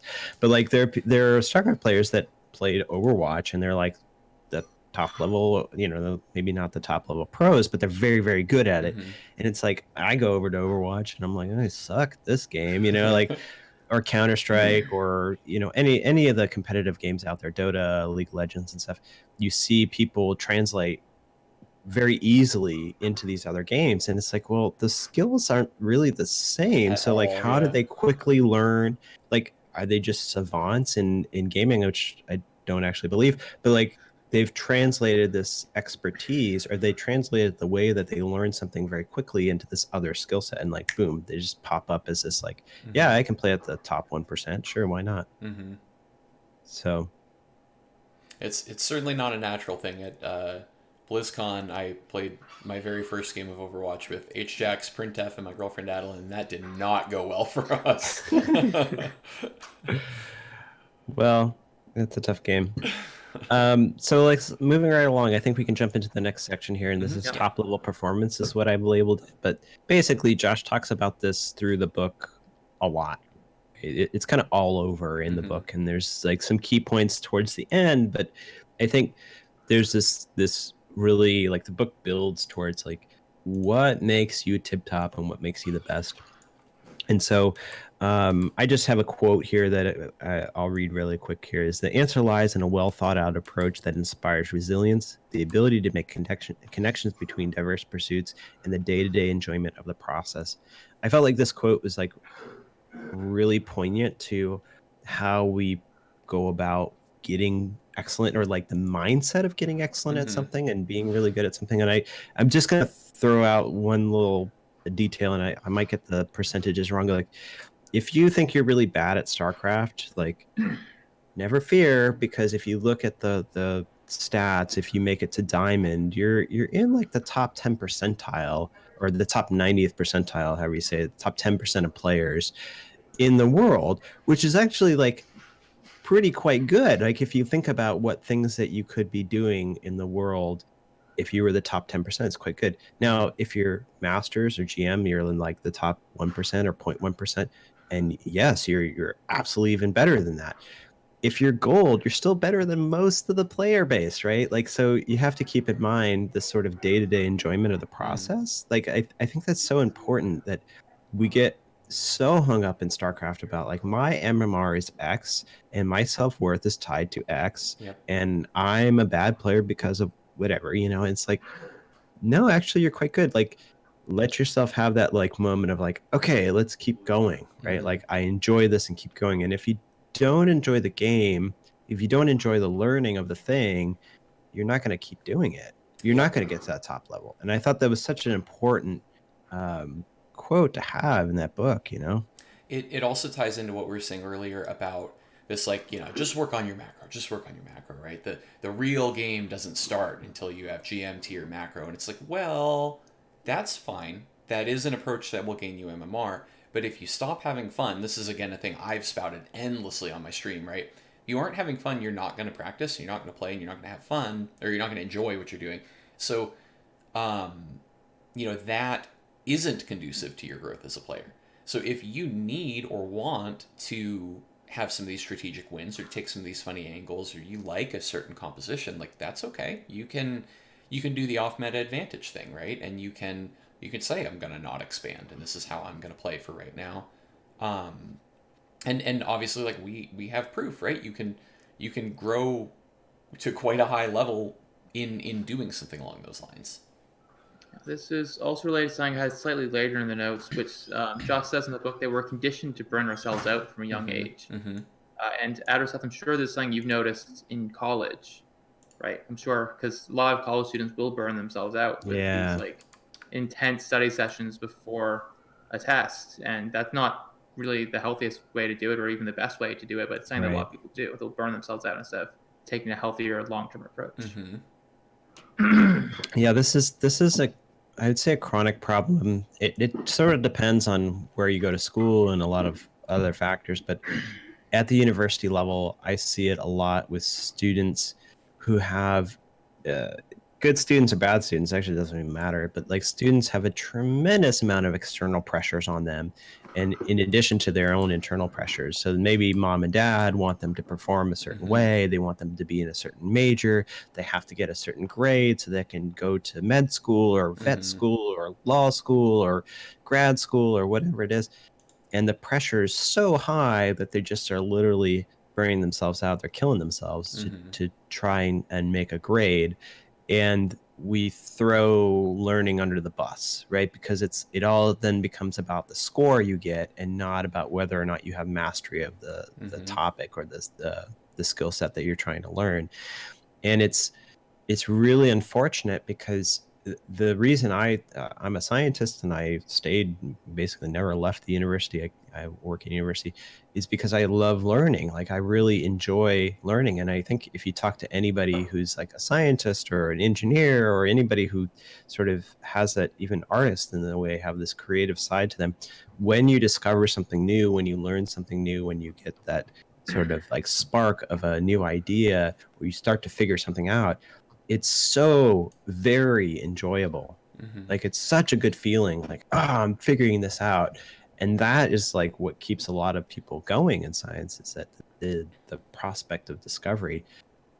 And Yeah. if you don't like it day to day, if you're killing yourself doing it, like you're never going to be great at it, right? It's the self-fulfilling prophecy of the downward spiral, right? Like if you're feeling bad about it, you're going to do bad, and then you're going to feel worse about yourself because you're doing worse, and then just Yeah. vicious cycle. This is why people go quit and play a different game, or procrastinate with their other game, right? Because you have I've had this recently, right? Got stuck with StarCraft, and it's like, I could stream, but I'm gonna put on a bad show, and I don't like that. I don't want to do that, so screw it. I'll just play Magic, or just dabble in some new game or whatever. Because you have that feeling of growth and of learning, you don't have so much ego wrapped up in it. It feels like, oh, I've got that good stuff again. I'm acquiring new skills. I'm seeing the MMR number go up, or whatever it is. We're really addicted to that. Yeah, and so I have written here in the notes, and I think we've more or less covered this in a lot of different ways, is the core of learning is drawing experience from all the situations, good, bad, right? And like dropping the ego away from it, not blaming ourselves, not beating ourselves up over learning, but just accepting that these are experiences we're integrating into our intuition, into our fundamentals, into the building blocks, all the things we've talked about, all the things that are in this book. If you want to get better, that's really where you need to be focusing yourself, right? Is like getting experience and not blaming yourself. And that's really tough.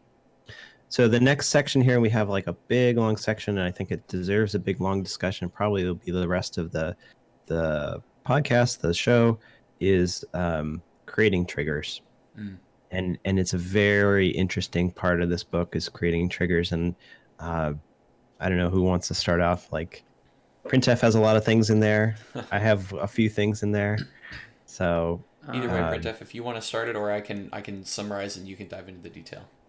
Yeah, you can summarize.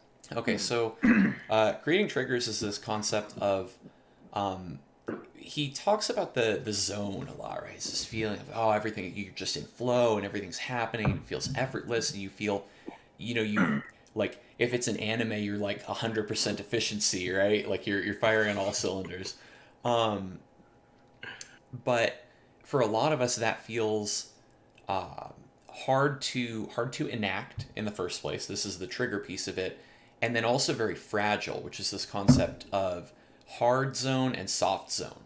And you think, oh, hard zone, that's the one I want, right? And this is what we all do, but that's actually not. You want soft zone. The difference being, so with my professional job as a programmer, right? Hard zone is like headphoned up. I got some kind of instrumental music that's so loud that I can't know that the rest of the world exists. And I've got closed headphones, so it's like earmuffs, right? And I swear to God, if something in my peripheral vision so much as flickers, right, that mental house of cards that I've been building is going to topple, and I'm going to lose 2.5 hours worth of progress of whatever construct I had in my head.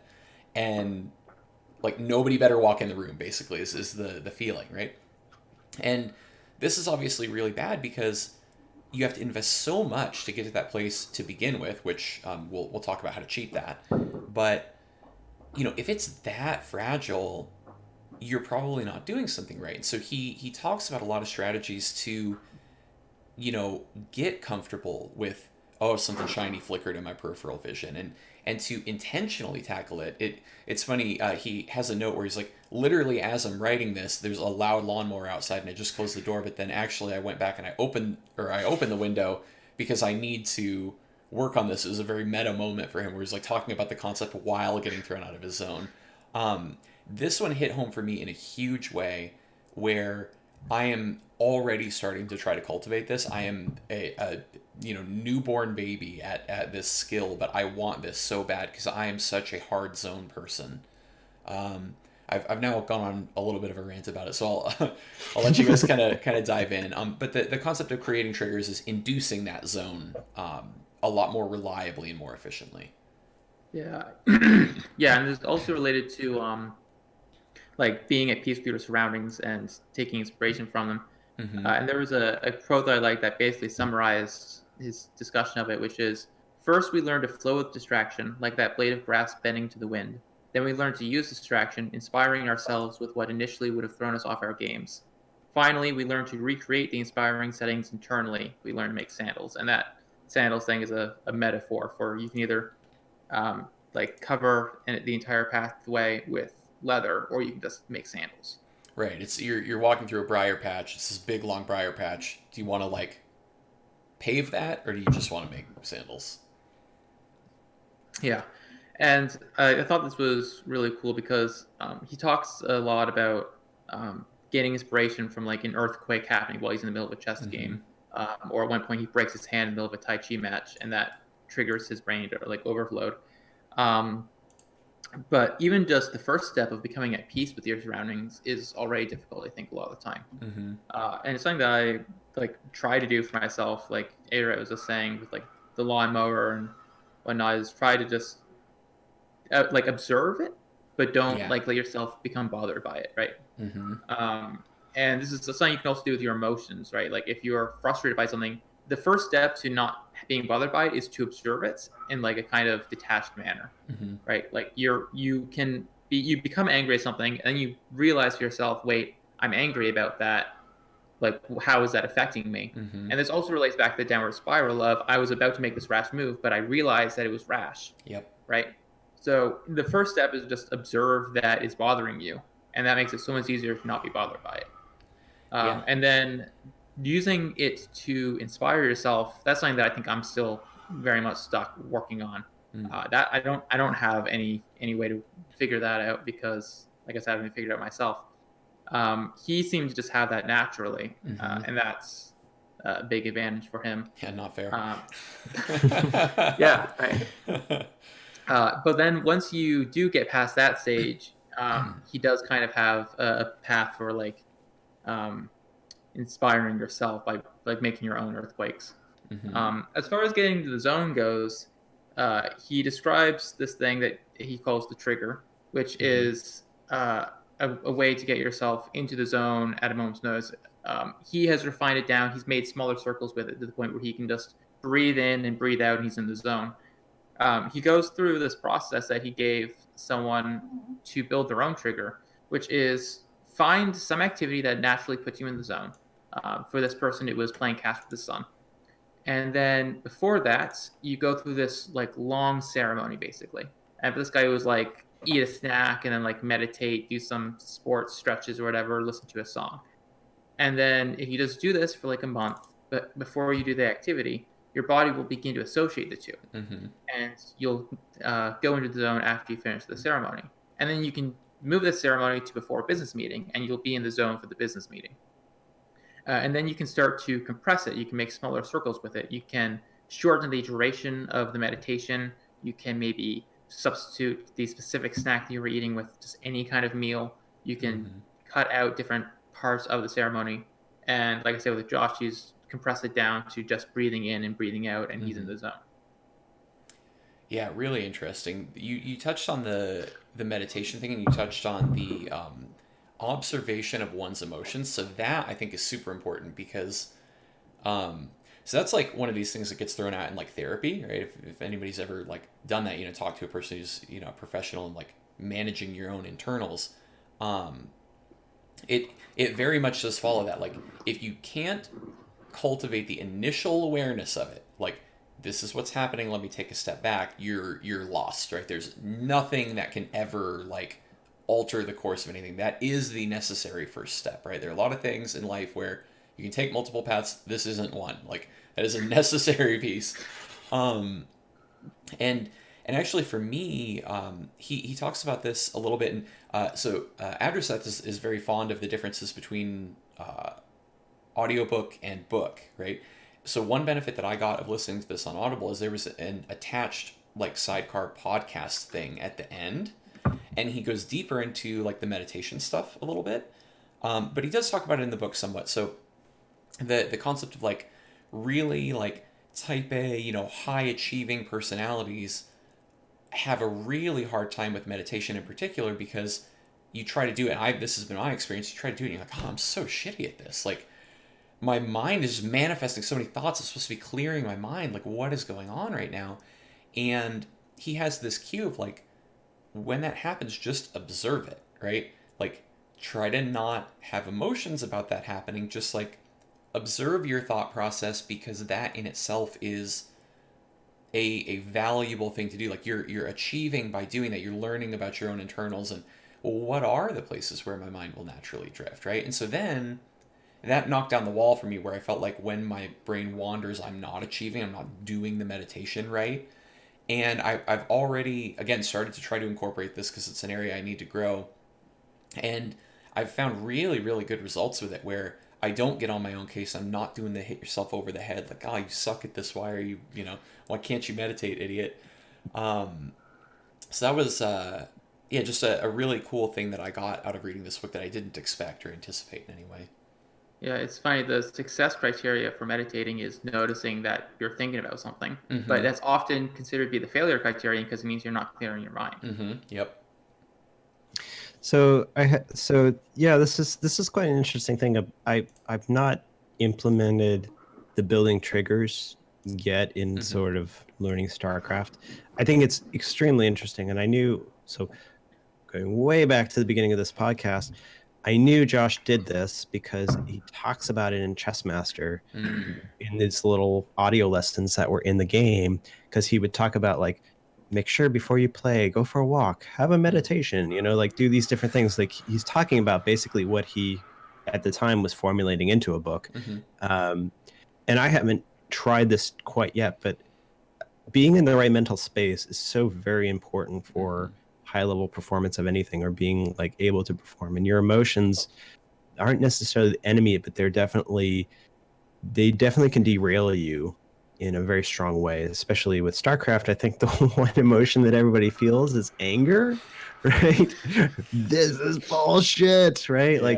I probably, a lot of printf's opponents feel that way, like now and again, right? But it's sort of like very, and just like we talked about, when you're in a game where you're behind, if you start to feel like, oh, I can't win, I lost, this is, there's no, you can't. You're right. You're going to fulfill that prophecy. And so it's really interesting. And the meditation aspect of it is also very interesting to me, because I've meditated for many, many, many years. I've even taught meditation for a couple years. So I have like a deep, intimate understanding of meditation. I don't do it at all for StarCraft. I just do it for my own personal mental health. And I never thought about creating a trigger in this way. But very often, beginners in meditation will very often just, like both of you just said it, and like it's very much what people believe in meditation. They think like, oh, my mind is supposed to be blank, and if I think about something, I have failed. And that is actually completely the incorrect way to think about it. The way to think about it is that when you notice that your mind has wandered, that's a big success. Actually, you should really reward yourself, and you should rejoice in being able to recognize that your mind has wandered, because the more often you recognize that, the more often you're bringing your focus back to the actual meditation, which is often the breath, or sometimes you have an object to focus on or whatever.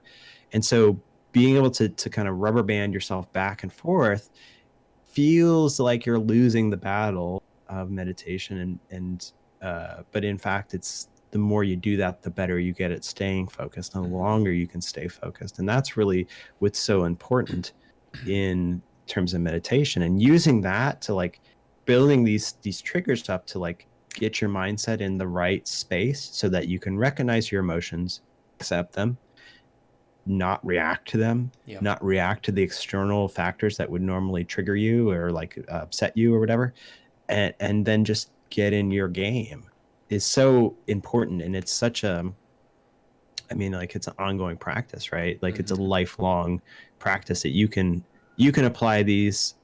Like the guy in the book is applying it to business meetings where he got nervous or whatever. It Right. was is you can apply it to any part of your life. And I think it's a fantastic instruction. Mhm. Really do. I just have a really quick tangent on the emotions that people experience most during StarCraft. A while ago, I made a poll, which is, what do you feel most when you get supply blocked? Yeah. And there were 5 options, and the most, with the 45% surrounding, was frustration. Next, with about half as much, was embarrassment, and then 3 of them were tied for about half as much again as embarrassment, were despair, confusion, and surprise. So Mm. frustration and embarrassment seem to be the 2 predominant ones Hmm. when you make a mistake in Right. StarCraft. Interesting. Right. And so then that mistake, you feel that emotion. If that emotion is strong enough, then it will You lead you spiral. into you lead into the next mistake, right? Mhm. Mhm. And how often have any one of us been holding off a 12 pool, and you're like, "Huh, this is easy. Yeah. Let me just put this pylon down here," and then, oops, I was going to put a pylon down, I didn't, and now I can't build a zealot, or I can't, Yeah. I can't defend it, right? Like, because I didn't do it properly, and it's Mhm. like, then the micro goes out the window, right? Like all the things that you would normally do pretty well just Mhm. start falling apart one by one by one, and the thing is, like, we've all seen this at the top levels. It's Mhm. actually kind of embarrassing for the player, right? Like you see somebody in the GSL and they get like cheesed hard, and like the cheese should be held because they saw it coming, and then they just don't, and it's like, Yep. ooh, that was on TV, right? Mhm. But in reality, we shouldn't be so hard on ourselves, Yeah. Yeah, and that's the thing. there's a skill called crisis management, which is important in Mhm. StarCraft. That's basically just the ability to remain present when everything is going wrong and just regroup and to not let it bother you. Mhm. Right, To organize the chaos in your head. right. Yep. So one thing, just while we're still on that meditation thread, that I also got a lot of value out of in the book is this concept of intensity, right? Where you need to bring to bear this high degree of focus. And one of the concepts he introduces is that what helped him a lot is periods of intensity and rest. And he does this in a number of ways. He does it mentally in chess in terms of, let me sharpen my focus, let me make sure that my brain is thinking about all the right things. And then, okay, I'm between rounds. How can I get some kind of rest that will restore me in a way that I can spring back into that for my next match? But he also talks about it physically in terms of both his competitive, Tai Chi push hands competitions, and then even just his regular like exercise regimen in terms of doing interval training, where he conditions his body to be like, okay, you're going to have this output. You're going to be going hard for a minute or whatever it is, and then, or 30 minutes, and then you're going to have this period of rest, whether it's 10 seconds or a minute or whatever the thing dictates. And he plays around with those intervals too, to be able to just on demand flip the switch. This is like the holy grail, right? We all want to be able to mentally or physically flip the switch and be like, all right, time to kick ass. Okay, ass kicking is done. Let's restore ourselves and get ready to do it again. And this is another one of those things where I read it and I'm like, man, do I hate cardio. I famously hate cardio. Like I talk about this on stream all the time. Yeah. But I think I'm going to start trying to do the interval training thing to get the physical side of it as I'm working on the mental side of it. Like I already do this. I've been complimented a lot.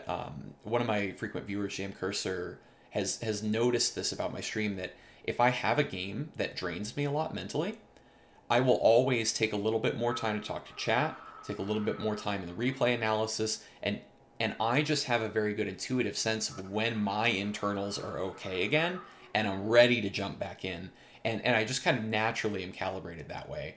But I don't always do it perfectly, right? Like I do have the spiral, and I end up in a bad mode where like there's no saving it, right? And I usually will end those streams a little bit earlier. But yeah, I think there's a lot of growth to be had here. It's something I'm very interested in pursuing. I just want to quickly note on that, like a lot of new players of StarCraft will talk about how intense the game is Mm-hmm. and how like it's this constant action. And you're supposed to be playing like 500 APM or whatever for like half an hour. Yeah. But like there are times, there are moments of downtime in the game. They're not perhaps long or extremely downtime, but there are definitely moments where you can take a breath and like think about it and just relax. And you still are playing during those moments. Like, and this I guess goes back to the unconscious versus conscious thing. Like, you still definitely have to be macroing during all of it, but you can definitely take a step back and relax in the game even while you're playing it still. Because if you're just because if you're just trying to sprint for like an hour-long game, and those happen sometimes, you're gonna burn out and you're gonna lose. This strikes me as one of those GM insights, right? Like, you have figured out this thing that I haven't yet. It's probably, we didn't actually touch on this explicitly, but he talks about this notion of like, sometimes you have an intuitive leap, like those lower level brain processes will push you above your normal level, and you have to go back and try to do the explicit understanding to like almost like capture it, like you're an amoeba or something. You're like, let me just pull that into my normal range, right? And it seems like you now have done the final evolution of that, which is once I've like blobbed it into myself, now I can make it a part of my intuitive understanding permanently, where I'm going to have to like explicitly use the higher level brain processes to look for, okay, when can I chill, right? So right now, you're right, there is no chill. I have no chill when I am playing a ladder game. And I think that you're leaving something on the table, right? That's a missed opportunity if you're playing like that. And I bet you a lot of players at my level, lower and maybe even higher up, I don't know, have that thing of we're permanently in that intensity. We're never kind of catching our breath, right? You see this in martial arts and stuff too. Like, when two fighters kind of like hug up, right? It's like, yeah, no, they're literally trying to breathe right now. They're like trying to mutually agree upon a way to like, let's just catch a breath. Time out. Yeah, like the round won't stop, and eventually the referee's going to separate us and make us fight each other again. But for a minute, we can be like, oh yeah, we're like wrestling for position, right? It's like, nah, yeah, you catching your breath, dude. Yeah, that's an interesting idea. I haven't thought about that. I do know that I wish I could do the Errett thing of taking a break more often, because I just cue into that next game, man. Like, let's just crank the intensity up. In Brood War, though, I feel like because the queue times are so much longer that I do actually get those breaks. But I have felt that compared StarCraft 1 to StarCraft 2, that StarCraft 1 is way more intense. Like, I can't stream for 3 hours in StarCraft 1. I do like 2 hours and I'm like, I'm done. I'm so tired. But I'm still learning a lot of things in that game that I feel like in StarCraft 2 I don't need to learn. For example, like just individual unit control. Like I know that for most of the units in StarCraft 2. I don't know that in StarCraft 1, and it's it's exhausting. The other thing about the intervals, when I was bicycle racing in college, we used to do interval training all the time. I knew it was good. I didn't know why it was good. And this book actually explicitly says why it's good. And I think that's really interesting, because like to this day I was like, oh, right. That's why you do it. Right. I knew that's what you do, but I didn't know why. And that's really interesting to like get finally the aha moment for me. That was me with the mental side of it. I had intuitively just naturally done this. I guess I'm good at this, self-awareness. And to hear him articulate it, I was like, oh, that's why people in my chat praise this, right? Like, I didn't know because I just naturally have it. So it's nice to have that that formalized kind of codified explanation. Yeah. So should we wrap it up? Any other points that you guys want to cover? We've been going for almost 2 hours here. It's getting long. I haven't piped up because my my flight got delayed, so I'm actually I'm more okay for time here than I thought I was. Okay. So that's nice. We have always the Q&A from chat if there is any Q&A. I have one more quick thing. He talks about how like at the top level competition, like everybody is incredibly skilled, and what makes a difference is actually the psychology of it. And like I know every StarCraft player can relate to the feeling of some days you're on point, you're playing really well compared to your standard level perhaps, and some days you just can't do anything, you're just completely useless. Right. And then in the pro scene, there's also the idea of like players who are good tournament players, right, or players who are better online. And a lot of this comes down to the psychology of it all, and like being comfortable with the stress of a tournament situation, or even just like preparing yourself physically during a tournament. He mentions, example of him eating a greasy meal because he didn't know the tournament schedule and then Yeah. just getting completely destroyed, and eating almonds. This is something I stole from his book. Actually, when I go to a tournament, I bring almonds with me to eat because that helps me stay focused during the game. But rather than having a big meal, I only eat the big meal after either I'm done for the day or I get eliminated. And even like resting when you can, like you'll see TLO in a booth just kind of lying back with like his legs up or whatever, just basically meditating or sleeping in the booth. Basically, it looks like, and that's just him, taking every rest that he can. Cyril playing golf, like taking a step back from the game, just refreshing himself mentally. At the high level, it does become a lot about the psychological game. Yep. I used to do the almonds thing too. My body doesn't tolerate that much fiber anymore. Like my gut's just messed up. But yeah, when I played competitive Magic, I did the same thing at tournaments. You have these like 8, 10, 12 plus hour days of like just match after match after match, like burning your brain out, right? And yeah, having that steady stream of like slow burning calories is really good. So if that's like a dietary option, would recommend for sure. Yeah, almonds are great. They're fantastic food. It's like if you're hungry, just eat a few almonds, and then it's an appetite suppressant as well. So, yeah, and it's nice because like it travels easy, right? You don't have to worry about like you don't refrigerate, whatever. Like it's super good tournament food.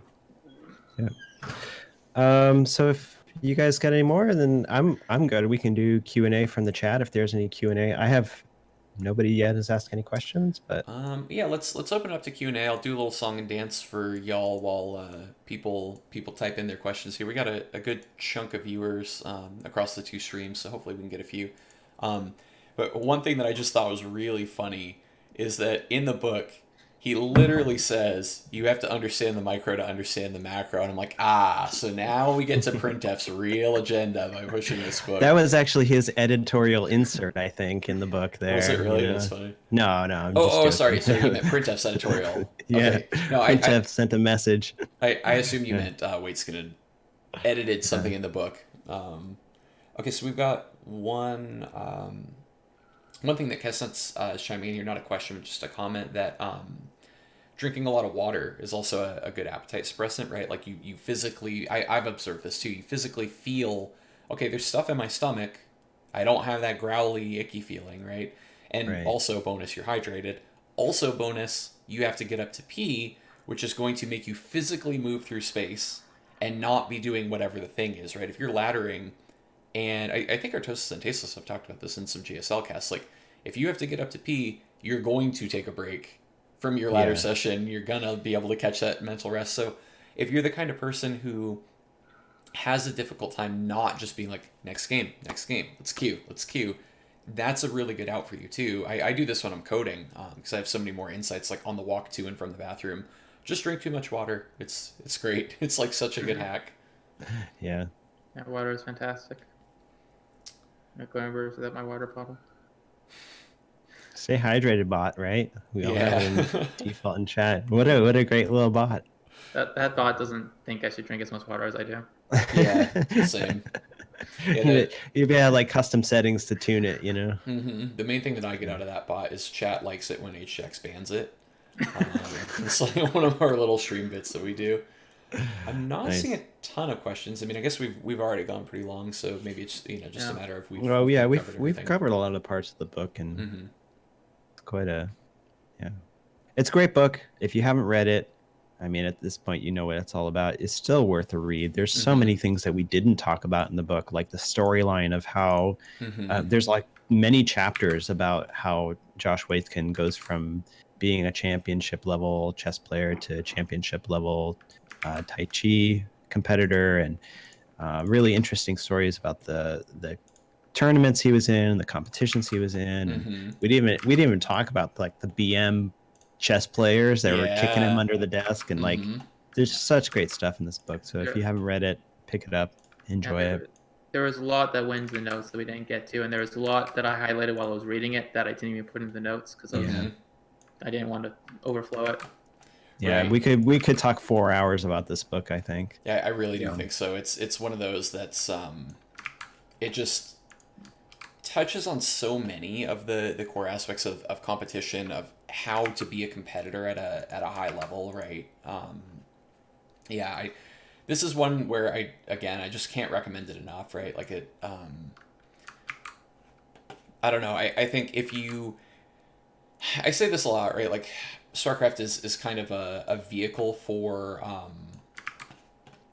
getting better at just stuff in your life generally, right? And I think this is one of those things where like the book touches on a lot of those aspects where even if you're like kind of pretty good at whatever, you're gonna get something out of it somewhere along the way. And in the instances where you already knew a given, aspect of what he's talking about, or any of these kinds of things, you're gonna get that rationale, right? That explicit codified explanation of like, why is this a good idea? And it can be really enlightening in that sense too. So yeah, I think pretty much anybody and everybody's gonna get something out of this one. I spammed both chats with links to everybody's everything. Follow everybody on Twitter and Twitch and YouTube. Address Seth's YouTube. You probably just want to search for like Address Seth. Yeah, you on got to YouTube. search my name. Yeah. You got to search my name, or subscribe to Address Seth's YouTube so I can get 100 subscribers and get an actual name so I can link it. I'm gonna do it on all 3 of my Gmail accounts right after this. Yeah, I don't think I'm that close, but yeah, I need to post more stuff on YouTube. That would solve the problem, actually. Makes sense, yeah. But yeah, I guess if we're then we can wrap it up. It's like, and no other questions, no other comments. Yeah, nothing I'm seeing. Tricky Dino asking, did we beat the book? I think we did. I don't know. I have think a lot of. we won. Yeah. Well, I have a lot I need to work on, but I've got my marching orders now for sure. Yeah, Josh Waitskin's an interesting person. Read the book, enjoy it. Go buy Chessmaster 2000, the old game. Run it on an emulator. He'll teach you how to play chess. It's really fun, actually. You got to go to a big box store to buy a physical copy of it, though, for sure. Oh my gosh, yeah, like a disc, Mm-hmm. an actual CD. That's like crazy. Okay, well, thanks so much, printf. Like, really appreciate you coming and joining us for the discussion. Yeah, it was Super glad to be cool. here. Yeah, really fun. And we don't have a announcement for the next book, but we will soon, right, Eric? Yeah, we We'll figure will. that out. We're trying to do these monthly. We will have a like a little affiliate link. I've also made one. I don't think I've posted it yet for Audible. So the Audible referral deal has gotten worse, unfortunately. Nowadays, you get a couple of free Audible originals if you sign up for a trial. It is a great way if you don't have a good good spot in your life to like jump in, spend a lot of time reading. Do it while you're cleaning the house, do it while you're doing cardio and hating it. That was how I read this book, and it helped a lot. So yeah, you'll be able to support doing that. We, of course, appreciate everybody's support just, watching us, and yeah, it's been great. Definitely stay tuned to Twitter or Discord, and you can find out what the next book is, and yeah, we hope you will join us. Yeah, it'll be about a month from now. So thanks, everybody. Do appreciate it. And yeah, we'll catch you next time, huh? Yes, indeed. All right, have a good one, everybody. I'm dropping my raid. I think we're going over to Future's house. So I'll catch you next